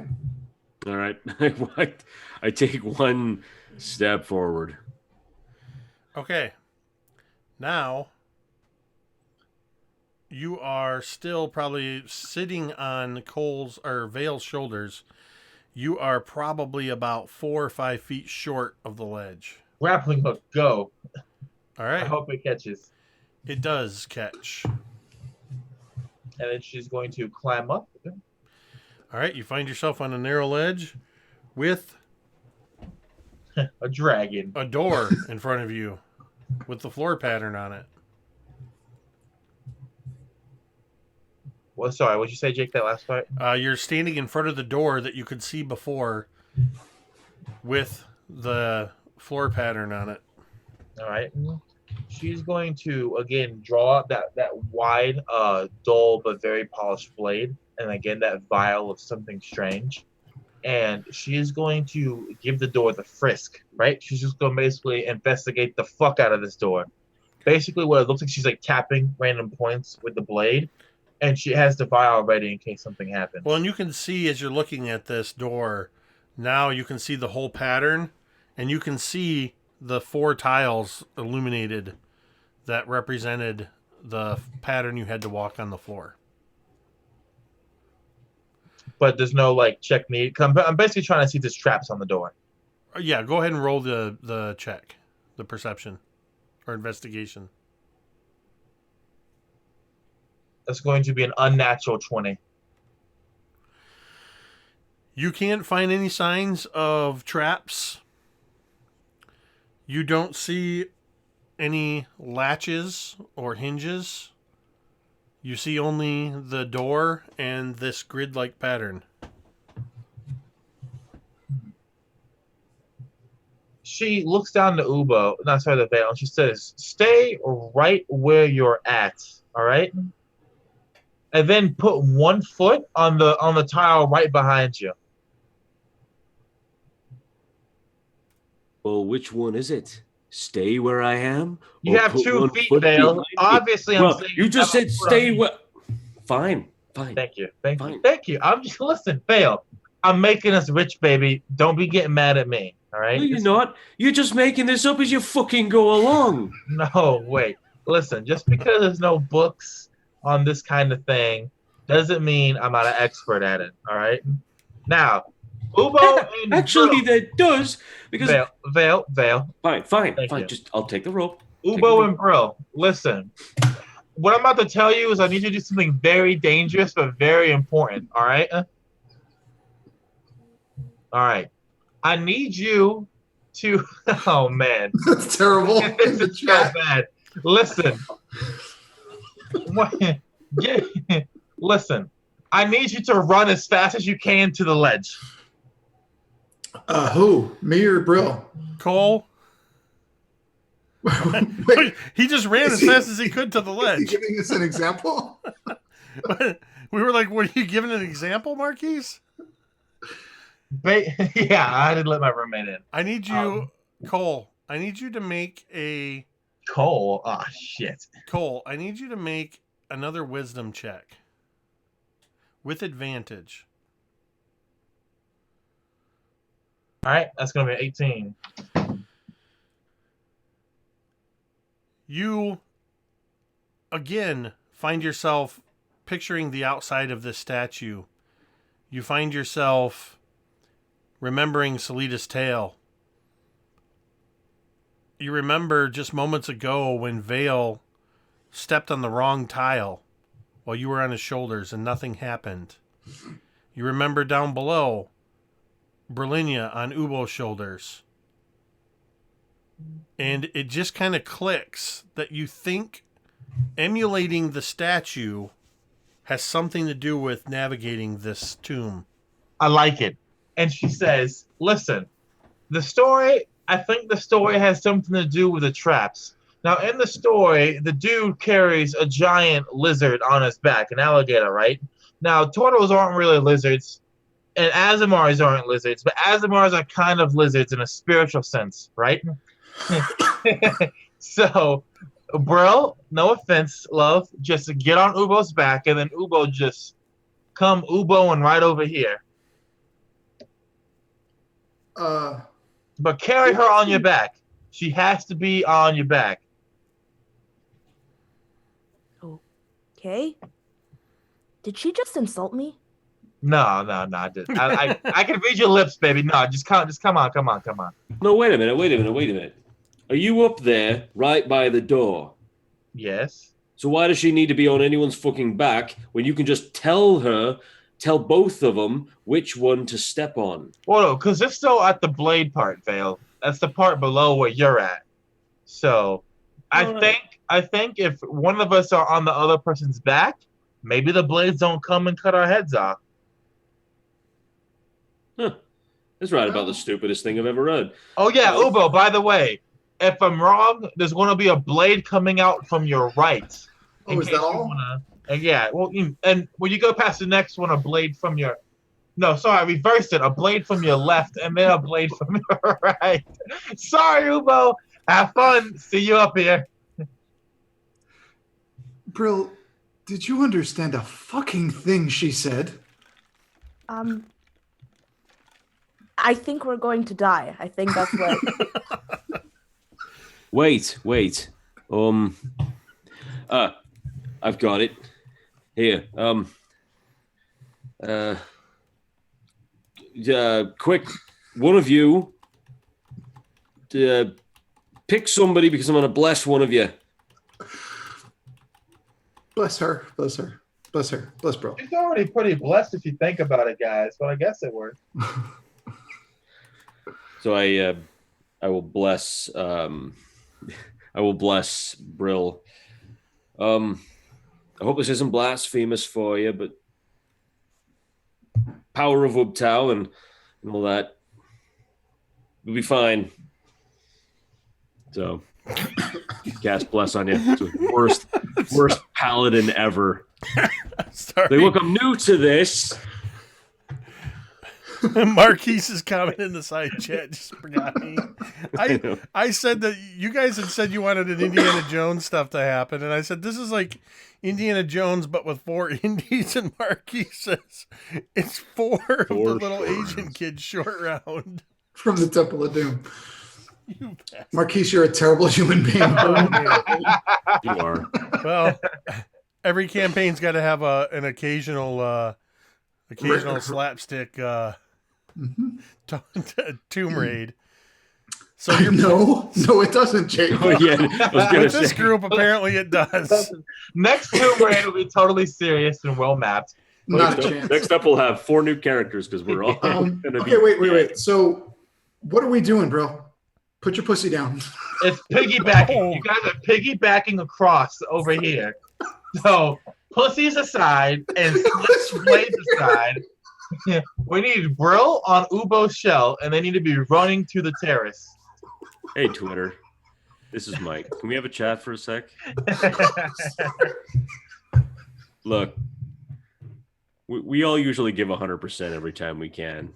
But just today we just got a case of the giggles, and you know what? That's okay. It's okay. You know what? I'm okay with it. All right. So stay classy. Stay classy, Twitch. All right. So does the piggyback happen? Yes, I think so. Yep. Sure. Mike is like, I hope so. Oh boy. Okay, I so opened up my shell and I was walking. And Vale blessed you. Yeah. So, Ubo, you take a tentative step forward with Brilinya on your shoulder. You're big enough and she's light enough that you don't need to make any strength checks. You kind of look towards the walls, and with Cole pointing it out, you can see the slits where the scythes are. And you take a step in the path of the first blade, and nothing happens. You take another step, and you're in between the blades, and nothing happens. You take a third step, and you're in line with the next slit, and nothing happens. I'm a fucking genius, Cole says. Thanks, Val. And now you're at the ledge leading to the terrace where Vale is at the bottom of. Cole's still up at the top by the door, and you guys are just below that terrace. Brilinya, you could easily pull yourself up, or Ubo, you could try to climb with Brilinya still on your shoulders. I would think that it's working with her on my shoulders, and she's not very heavy, so I would just try to keep going with her on my shoulders. So as you climb up the ledge, I just need you to make a strength check. I'm good at that. It's 21. Yeah, with little effort, you kind of hoist yourself up and just lift a leg up and pull yourself up as if Brilinya, almost as if she wasn't there. And now you're standing before this gridded pattern tile. Cole Floor. points to the 2 tiles at the bottom row that are the safe tiles, and she says, Ubo, you step on the first one, and then you're going to put Brill on this other one. Yeah, do that. And then, Vale, you keep standing there with both feet on those 2 tiles. Okay. If this doesn't work, round of Tedge on me when we get back, right, guys? In like 40 days from now. Okay. So that's what we're doing, Jake. So you're following Cole's instructions, stepping on the tiles she tells you to. Okay, at this point, the 4 of you... Well, actually, the way it would work is Cole is up top. Vale is on the number 3 tile closest to the wall. Brilinya is on the number 3 tile in the next row, and Ubo's on the number 4 tile. So what's your next plan there, Cole? So wait, is Vale on both tiles? Oh, you've got him straddling 2 tiles? Yeah, the 2 safe tiles. Okay. You just keep looking at that door. When those lights change, my plan did not work, everybody, but we're all together again, somewhat. So, give me a second. Do I have to stay here? Cole. Yeah, stay there. Cole, look at the door and tell us where to go because you're looking at the map. She's still looking at you. All I've ever done is small, simple jobs, but even I can figure this one out. So, what is he trying to say to me right now? I mean, maybe I should just like throw a short sword or a dagger at her when you or say something. that, Cole turns and looks at the door. And I forgot to mention, because you rolled pretty high on your investigation check, correct? Yeah. Like a 19. Mm-hmm. In addition to finding no hinges or door handle or anything, you do see the faint arcane tracings of an arcane sigil, a glyph of warding that is on this door. How the hell do I break this? You would also notice that where each of the tiles are lit up, that, or rather where all of the tiles are in this pattern on the door, they seem to be carved. It's not just like an etching, it's like carved in, and it almost looks like you could press in on these buttons. She presses the buttons. Which buttons? Oh God, there's more than 4 buttons. There's 16 total buttons. It emulates the floor pattern. Oh well, she's pressing the glowy buttons. Okay. So you press. Mike's just shaking his head. I'm not down there, so I'm safe, is what it looks like to me. So in what order do you press the buttons? Oh God. Top to bottom or bottom to top? Yeah, right. Bottom to top. It's like a keypad. You're entering a code, basically. I need to know right. what order you're pressing them. Bottom to top. You press the number 3 tile that's glowing. There is an incredible burst of thunder that radiates from the hall as the glyph of warding is triggered. And wrong button! I need you to make a Constitution saving throw. That's going to be a 16. Wait. Oh.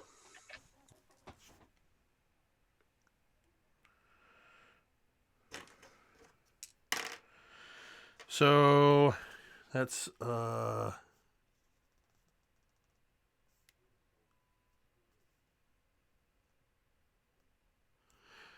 thunder radiates out through the room, and it almost like blows your hair back, and you kind of slide back a couple inches, but you do not fall off the ledge. All right.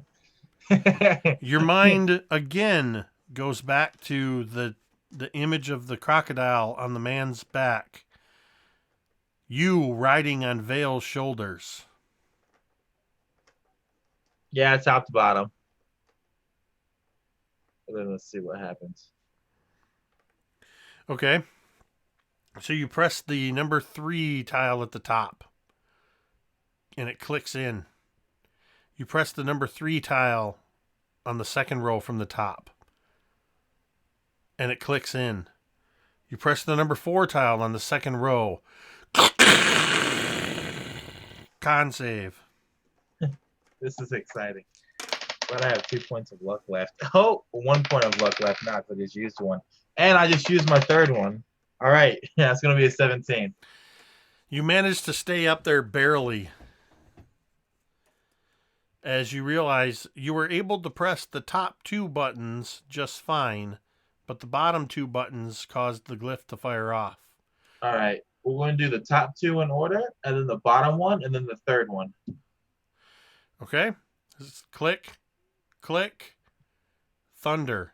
So God fucking Jesus. click, click, boom. Okay. My last point of inspiration after this, I'm fucked. Okay, it's going to be a 21.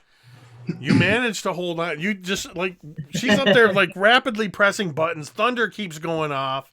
It's getting hard to hear anything. She keeps getting slid close to the end and is, like, cursing. And so far, no combination has worked.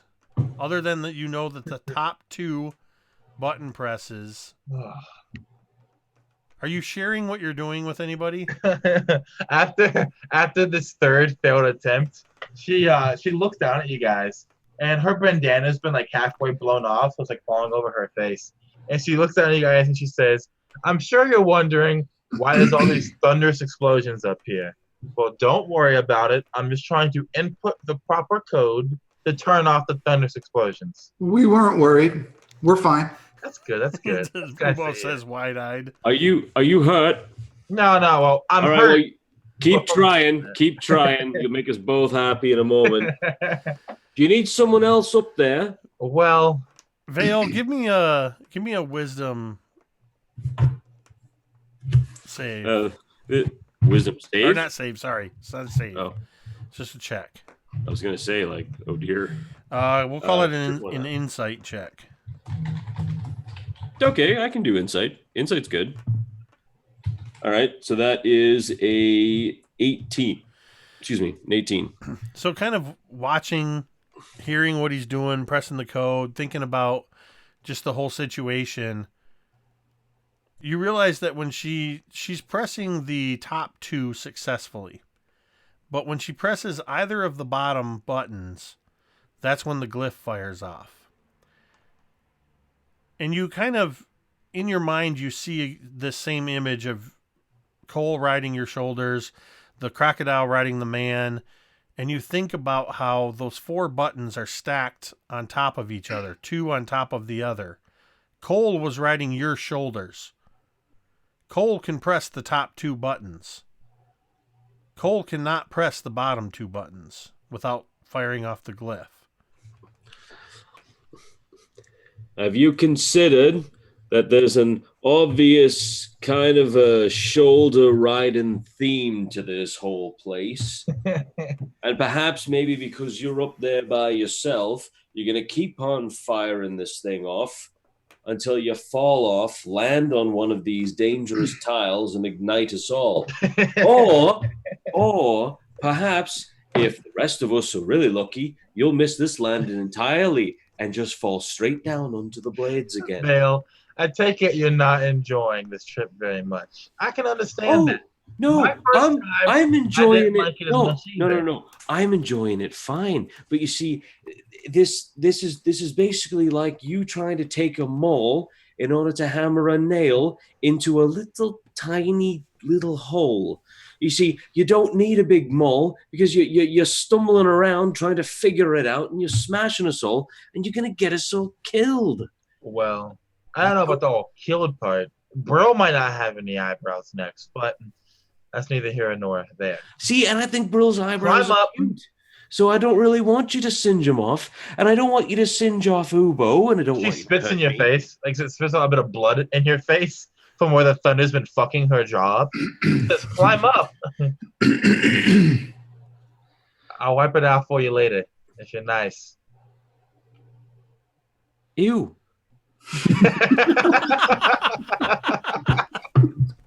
Now, hang on a minute. Hang on a minute. I'm coming up. Just think of the nice stew we had last night. Ew. It says you again. Actually, hey, I'll have you know that stew was very nice because I cooked it. I don't really. And I helped you butcher it. So, Yeah, so now you're spitting blood in my face. tag team. Funny how life has taken us on this journey, isn't it? And so I imagine this conversation taking place as you're yes, climbing as I'm up the climbing rope. up the rope. Yeah. When he gets up here, Cole properly mounts his shoulders so we can hit all the buttons. You could at least give me a bit of warning before you just mount me. I'm not just like some person you just, oh, hi, you look like someone I can mount, ride He someone's uses shoulders. like a piece of like your collar to wipe the blood off your face to stop you from talking. And then she says buttons on 1, 2, 3. You ready? Yeah. All right. Well, no, hang on a minute.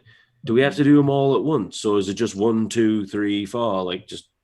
That's a good question. I'm gonna hit the first 2 going down, and then you hit the next 2 going down. But like at the same time. No. Oh, right. Okay. Let's do this. All right, ready? Right. Okay. And then okay. she does the 2 buttons, and she has him poke the next 2 buttons. Okay, got me button pressing finger. Ready? Click, click, click, click. The door swings open. Look at that. I'm not just a pretty paladin. Oh, God, I hate myself now. She lands beside you, and she ignores your comment, and she pushes you through the door. Well, fuck you. Hell no. See, resistance. She says, I'm going to resist, and I'm going to pull out my rapier. I'm going to stab Cole. Because it's on now. We're PvPing. And you know what? I got 1 spell slot left. She says to you, don't you believe in, age before beauty? And I'm pretty sure you're older than me because you're a half-elf. So let's get everyone up top before we go walking through the door. Huh? So, okay, you're going to wait for Ubo and Brilinya to come up? Yeah, I mean, I think we should at least Ubo and Brilinya, now that there's a rope there, you guys are able to climb up the rope and make it up to the next level. And you can all enter this chamber. This chamber is 40 feet high and 20 feet wide. The floor is littered with old dusty dinosaur bones.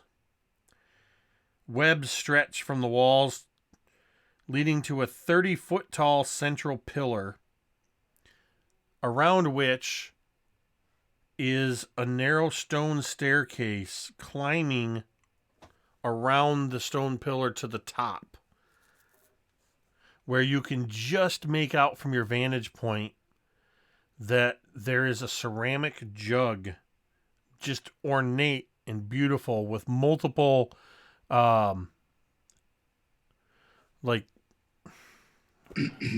you know what? The proper name fits with the theme of this particular adventure. It's got bungholes all over it. There's corks all over the place in different spots on this jug. And in relief, carved into the stone pillar, wrapping all the way around following the staircase, is the carved relief of the crocodile riding the man's shoulders. Cole is once more on your shoulders, Vale. Like the spider monkey. I'm gonna come at you like a spider monkey. And as she's kind of like absentmindedly playing the drums on your head, she says, all right, so we have a pillar, we have corks, we have a weird looking urn. All right, walk in, let's see what happens. Hey, Jake, Megan's computer just crashed. She's frozen. Ruh-roh. She said she'll be back in a sec. Well, we'll have to make a quick adjustment when she comes in, because as soon as she leaves, it's going to scatter all of our windows. Cool. I'll So, be cold. We'll deal with I'll that. be cold for a moment, and I'm going to grab one of the corks, and I'm just going to open it up, and I'm going to stick my eye right in the hole. Well, the corks are in the jug at the top of the pillar.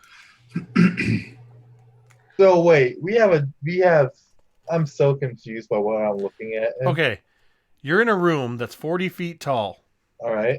There's a pillar 30 feet high in the middle of the room, around which curls a stone staircase. Uh-huh. The pillar, following the stone staircase, carved into the pillar all the way up, is the relief carving of the... Well, that's weird. So now there's 2 Megans here. Fuse them into one. Legit. Then we have Megbrock or Hamgen. He's like a relief carving of. Oh, that's weird. That's all I heard. It's a relief carving of the alligator riding the man. At the top of this pillar, damn it. Finally, I'm a turtle. At the top of this pillar is... At the top of this pillar, damn it. Is the jug with all the corks in it. It's a beautiful ceramic jug. No, come on, Jake. Let's just finish here. We're fine. Is there any? Got this. Just let it Well, go. you know what? If they've been watching this long, they know who's who and what happened. Okay. So, Cole, I'm gonna figures leave it. Cole stays the same. all right. Yeah, Cole's the only one that stays the same. I need all of you Jackass. to switch character sheets as you suddenly change personalities. It's a Yeah, like the awesome father and actually- son moment. We have a jug with 7 corks inside Several. the jug. Yes. All right. What the? Where do we have to put the corks? Yeah, is this like a place to put the corks? Is there something Okay, to cork? I don't I understand. can think of one place okay. in particular. I right don't know now. why you guys are fixating on the corks. Let me paint you a picture. Okay, yeah, I could actually paint it. Or No, I- more I get precisely, let me show you a picture from the DMG of what you see. I get it. I know exactly what it is, but I know you do, Yeah. but this is what you see. What a strange magical item this is. All right, I point to it and I say, Vale, take me thither. Or thither. I don't know the right word. You tell me. Let's Jug. go. why don't you get off me fucking shoulders and go do it yourself? Because I don't know if it's trapped for us walking by ourselves, Vale. You're the one who said there's a theme here. Well, I'm then, a crocodile. if that's the case, then maybe you can go ahead, seeing as how you've been sacrificing the rest of us, and I'm gonna kind of trying to unpeel her from me, and She just, wraps her tail around your stomach. He's like, look, Vale, we got a good thing going on here. no, we don't. You see, for some reason, and it's funny because I knew I should not have come and done this. Should not have come and done this, but apparently we have to. So I'll tell you what we're gonna do. I'm gonna walk right to the staircase, and before I even get somewhat near the staircase, you're gonna get off me, and then you're gonna climb the staircase, and then you're gonna go get that jug. If I die, you're gonna feel like shit, Vale. You're gonna feel. You know what? I'm thinking No, you won't. it's like losing a pet. I'm gonna feel really bad for like 3 days, and then I won't. That's not Are you nice. are you trying to convince Cole to go up alone? Yeah, but Okay. not really. But Well, not really. Because Come on. both of you would be pretty firmly have the feeling, particularly Cole, that at this point emulating the crocodile and man seems to be the key to this tomb. I know. I just want to see Cole get hurt for the first time. I mean, you can go ahead and convince her to go up by herself. No, come on, You're let's just go. doing so knowingly. No, come on. Maybe we should switch who rides who. I don't know. That came out wrong. You know what, Ubo? I'm gonna let that one slide because that was a very interesting comment. And Vale, let us get going. No. Right, no, that's fair. Besides, I wouldn't want to see everyone get hurt. Might as well just be me.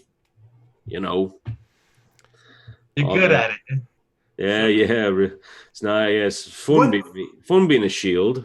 What happened to your eyebrows? You know. Let's not bring that up right now, Ubo. That's a tale for later. Yeah, let's not. So I guess Cole's going to hop on Vale's back, and Yep. Bill's already going to hop there. on my shell, and we're going to go. Yep, we are. All of you Riding are going our to climb. animals. All of you are going to climb the tower, or just Cole and Ubo, or Cole and the name No, all tags of us. having All of Cole us. and Vale. Okay. Who's first, Cole and Vale? Yeah. Or okay. So in your Chult and chicken positions, you guys start climbing the tower, and give me a investigation or perception check, Cole. You can do the same, Vale. Hey. Actually, all of you can, since That's a you're all going 21 up. from Cole. No, not with the 6. Cole, you would spot that on certain steps as you're climbing up, there are warding glyphs, arcane sigils carved into the stairs. Hey, skip these glyphs. Well, sorry, skip these stairs as I tell you to, or we're going to get blown to It's shit. not really possible Ah, ball sacks. because each step is 1 foot higher than the other. And because of the width of it, it would exceed Vale's. Ubo might have a chance if you want to make a check. Sure, what am I doing? What am I checking? Well, first, we have to see what happens when Cole and Vale step on one of these glyphs, which is nothing. Okay. Oh, because I'm writing. Okay. Well, here's my hypothesis. If you care to hear it, Vale, We don't. which Ubo doesn't, but he's a stupid turtle, so what does he know? So, if we don't step on these certain stairs while riding each other, it'll be a bad time. Very bumpy ride. Not good for anyone. Not for me, not for you, not for Ubo. Maybe for Ubo, not for Brill. So, that being said, Just tell you what. what's Tell up? you what. Yeah? You tell me what stairs that I'm supposed to step on. All of them. Oh, She sees it. She sees that jaw motion, and she's like, "Yikes!" Yeah, all of them. I'm supposed to step on every single one of them. Well, they're kind of like a foot higher, so unless you're going to be hopscotching with me on your back, which means I fall and then we both die. Yep, all of them. Yeah, no, you're definitely too heavy for that. All right, then. Yeah, you would. All right. So let's take this one step at a time. Still emulating Man and Crocodile, you eventually climb the 30 steps to the top. And Cole, you're the first one to come into eyeline with this magnificent jug sitting at the top. You simply need to reach out and take it if you wish. Cole rubs her hands together, and she says, "Now listen here, Vale. When I grab this, there's about a 50% chance something bad happens." Well, here's a thought. She grabs it. No, come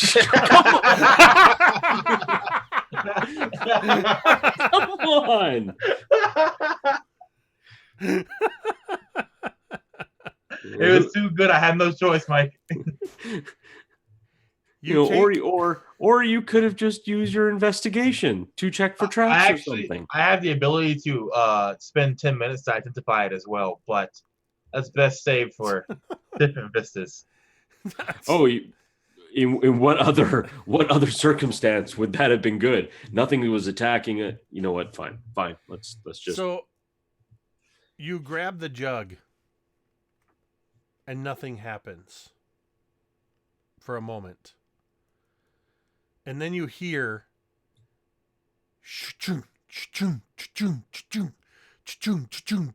getting closer and closer. And it just keeps going. And you realize as it reaches all the way up to you, each step is doing this. And you all collapse in a tumble as you slide in a spiral slide 30 feet down the stairs. Mike, what would you be yelling as you went down? Actually, hang on though, because if memory serves me correctly, it was only It was only the two of us that went Oh, up. Brilinya and Ubo went behind you. Oh, did you? Oh, Yep. But they we were just didn't climbing get up. a chance to do anything because Cole's a fucktard. Well, what would you do? You're behind us. Are you gonna push us aside and off the pillar to take the jug? The thought did pass my mind, yes. But you end up harmlessly at the bottom of this pillar in kind of a jumbled heap. oh, like not even in a pit of spikes or Nope. razor blades, saws, sides, fire pit, crocodiles on fire pit. Well, No, that was fun. But you hear kind of a Oh no. Oh no. We know what that is. you do? Cue the fucking trumpets. Here comes the boulder. Yep. Here comes the what? Oh. The whole chamber begins to shake violently, Give me a rope. and stone we- and bricks begin falling from the ceiling. If we run out of here, Jake, and there's a bunch of like goblins or kobolds chasing us to the boat, and we have to say jump in the boat, I'm honestly going to just leave the game. I know that's what's going to happen. I've seen Stop the your boat. moves. Stop the boat. I need everybody to make a dexterity saving throw. Oh, fucking damn it. 10. 10? 10. Wow. That's I hate this. This is not 21. Thank goodness. Ubo and Brill? Hey Jake, if it's like an AOE thing, because of my feet as a turtle, anybody within 5 feet of me takes half cover on that dexterity check. It's literally stones falling from the ceiling. Okay. Sorry. Okay. I got a 4. Brill? I can't hear you, bro. And it says you're unmuted, so I think it's a. Yeah, yikes. Hello? Yeah, there we go. There you go. Okay. I got a 15. So Cole and Brilinya, nope, it's the stupid windows messed up. I know you're not Brilinya. Cole and Ubo take 12 points of bludgeoning damage from falling Holy stones. Shit. Yo, I'm fucking low, dog. As this whole thing is shaking violently and threatening to collapse on you, the only route is out.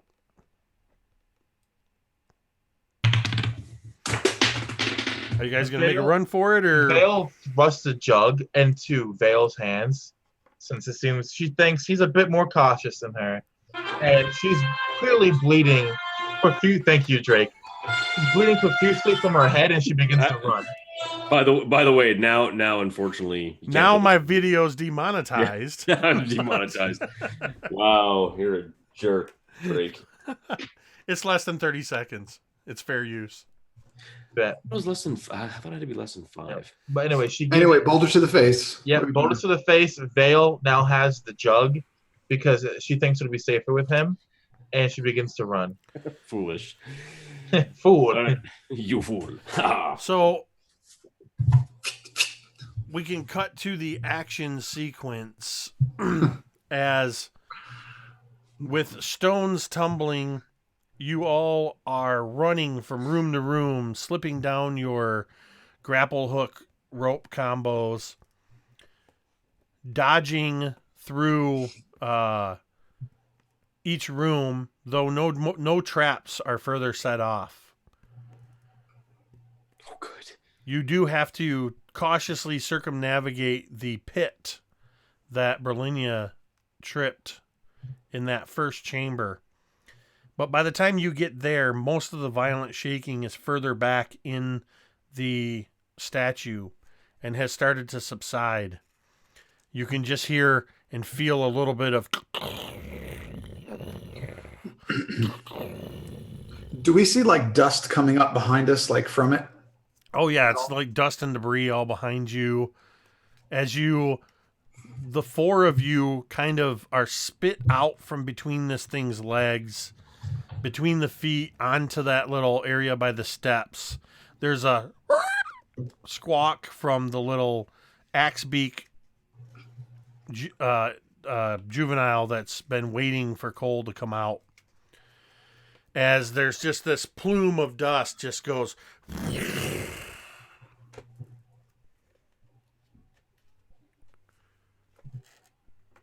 Do you need to say something? Well, no. What do we see when we get out? Drake knows his DM too well. Yeah, I know, right? No, I'm waiting for it too.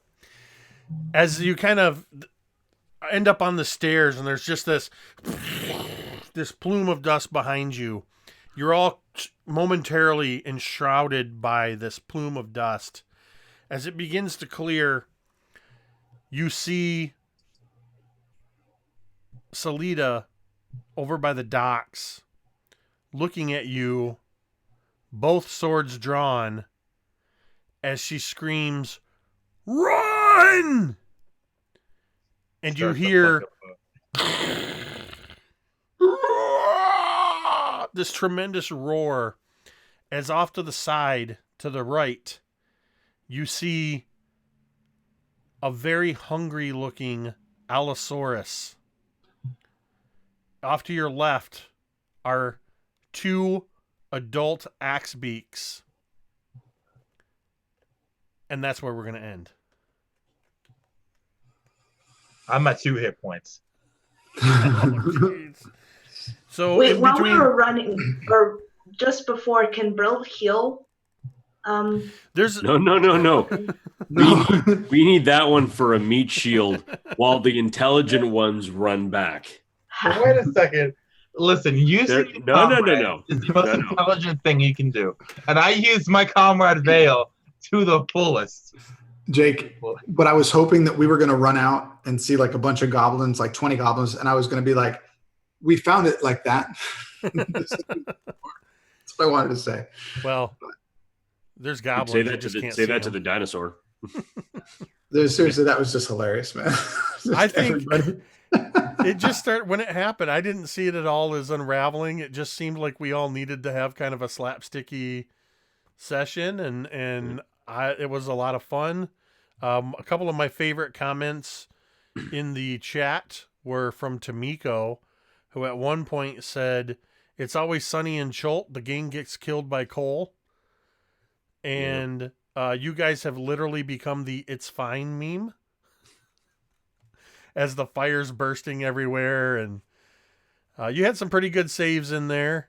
But you now have a jug that you'll have to spend some time with if you survive the dinosaur encounter in the next session. Well, we will when we throw Cole in front of them. Whoa, wait a second. I think Ubo's the slowest one, even though he has monk speed. I'm just going to be racist and say he's the slowest one because he's a turtle. So at the same time, Ubo's not the one that tried to get us all killed because you just wanted to see what would happen if. Wait, I like to think that what Cole did was enlightening for us because we got to see what Chult has to offer in the way of traps. You know what I'm saying? Yes. Now we also know that if we ever come to somewhere that Cole's like, "Oh, can we just go in here?" It's like when you go into a mall with your like friend or something, and you know that they're a long-term shopper, and they're like, "Oh, just this one store," and it's like, well, geez, what harm could it do? Yeah, now we know, and now we're not going to any temple.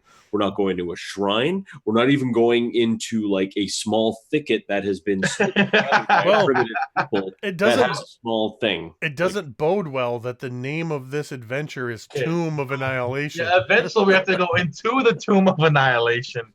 Oh, that's fine. That's totally fine. And every time we see something that may even look strangely like a trap, we're just going to give you a swift kick in the ass right over it. And if it goes off, all the better. So I hope you put a lot of points into con, Sunshine. I should have done is I should have took Ubo's 10-foot extending pole and just checked everything for traps the old-fashioned way. Well, outside of now that you've essentially cleared this tomb, that probably wouldn't have worked in this particular tomb, as it was all tied to that the legend of the man and the crocodile. Really, the key that took you way too long to figure out is that you just needed to emulate man and crocodile. Yeah. If you had walked on each other's shoulders the entire way, never a trap would have gone off. Dope. I love I it. twisted a couple things. The stairs at the end was just me being a dick. But you guys didn't get hurt from it, so. Although Cole barely made it out of there alive. Since this was her expedition, I guess it's fitting that she took the most damage. And there will be more expeditions, and over time she will take less and less damage.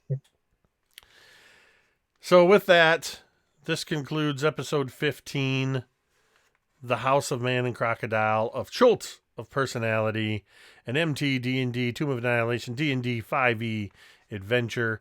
If you are joining us live in the chat, thank you. Or if you happen to catch this in the VOD within a day or two, be sure to tune in right here to Mini Terrain Domain on Twitch on Thursday for a game of Harbinger End Transmission. On Harbinger, everyone can hear you scream. Drake will be playing in that one shot, along with 3 other players. And then we have, of course, Guild Artisan crafting streams, video game streams, and we will resume next Sunday with, I believe it's day 4 of the last 7 days, a Cryfoth Savage Wastelands playtest, GM'd by Marquise and featuring our own Megan, as well as Connor and a couple other fantastic role players. Actually, one of whom is in the end transmission game. Giannis is playing in the end transmission game on Thursday. So, as well as you can see, they're a little mixed up now because the windows got screwed up, but you can see everybody's Twitter tags on the nameplates here. So be sure to give everybody a follow on Twitter. And be sure to follow Mini Terrain Domain to stay up to date with everything that we're doing. I thank you once again for joining us for our little D&D game. This has been MT D&D, and as we say at the end of every stream, Mitada and duh.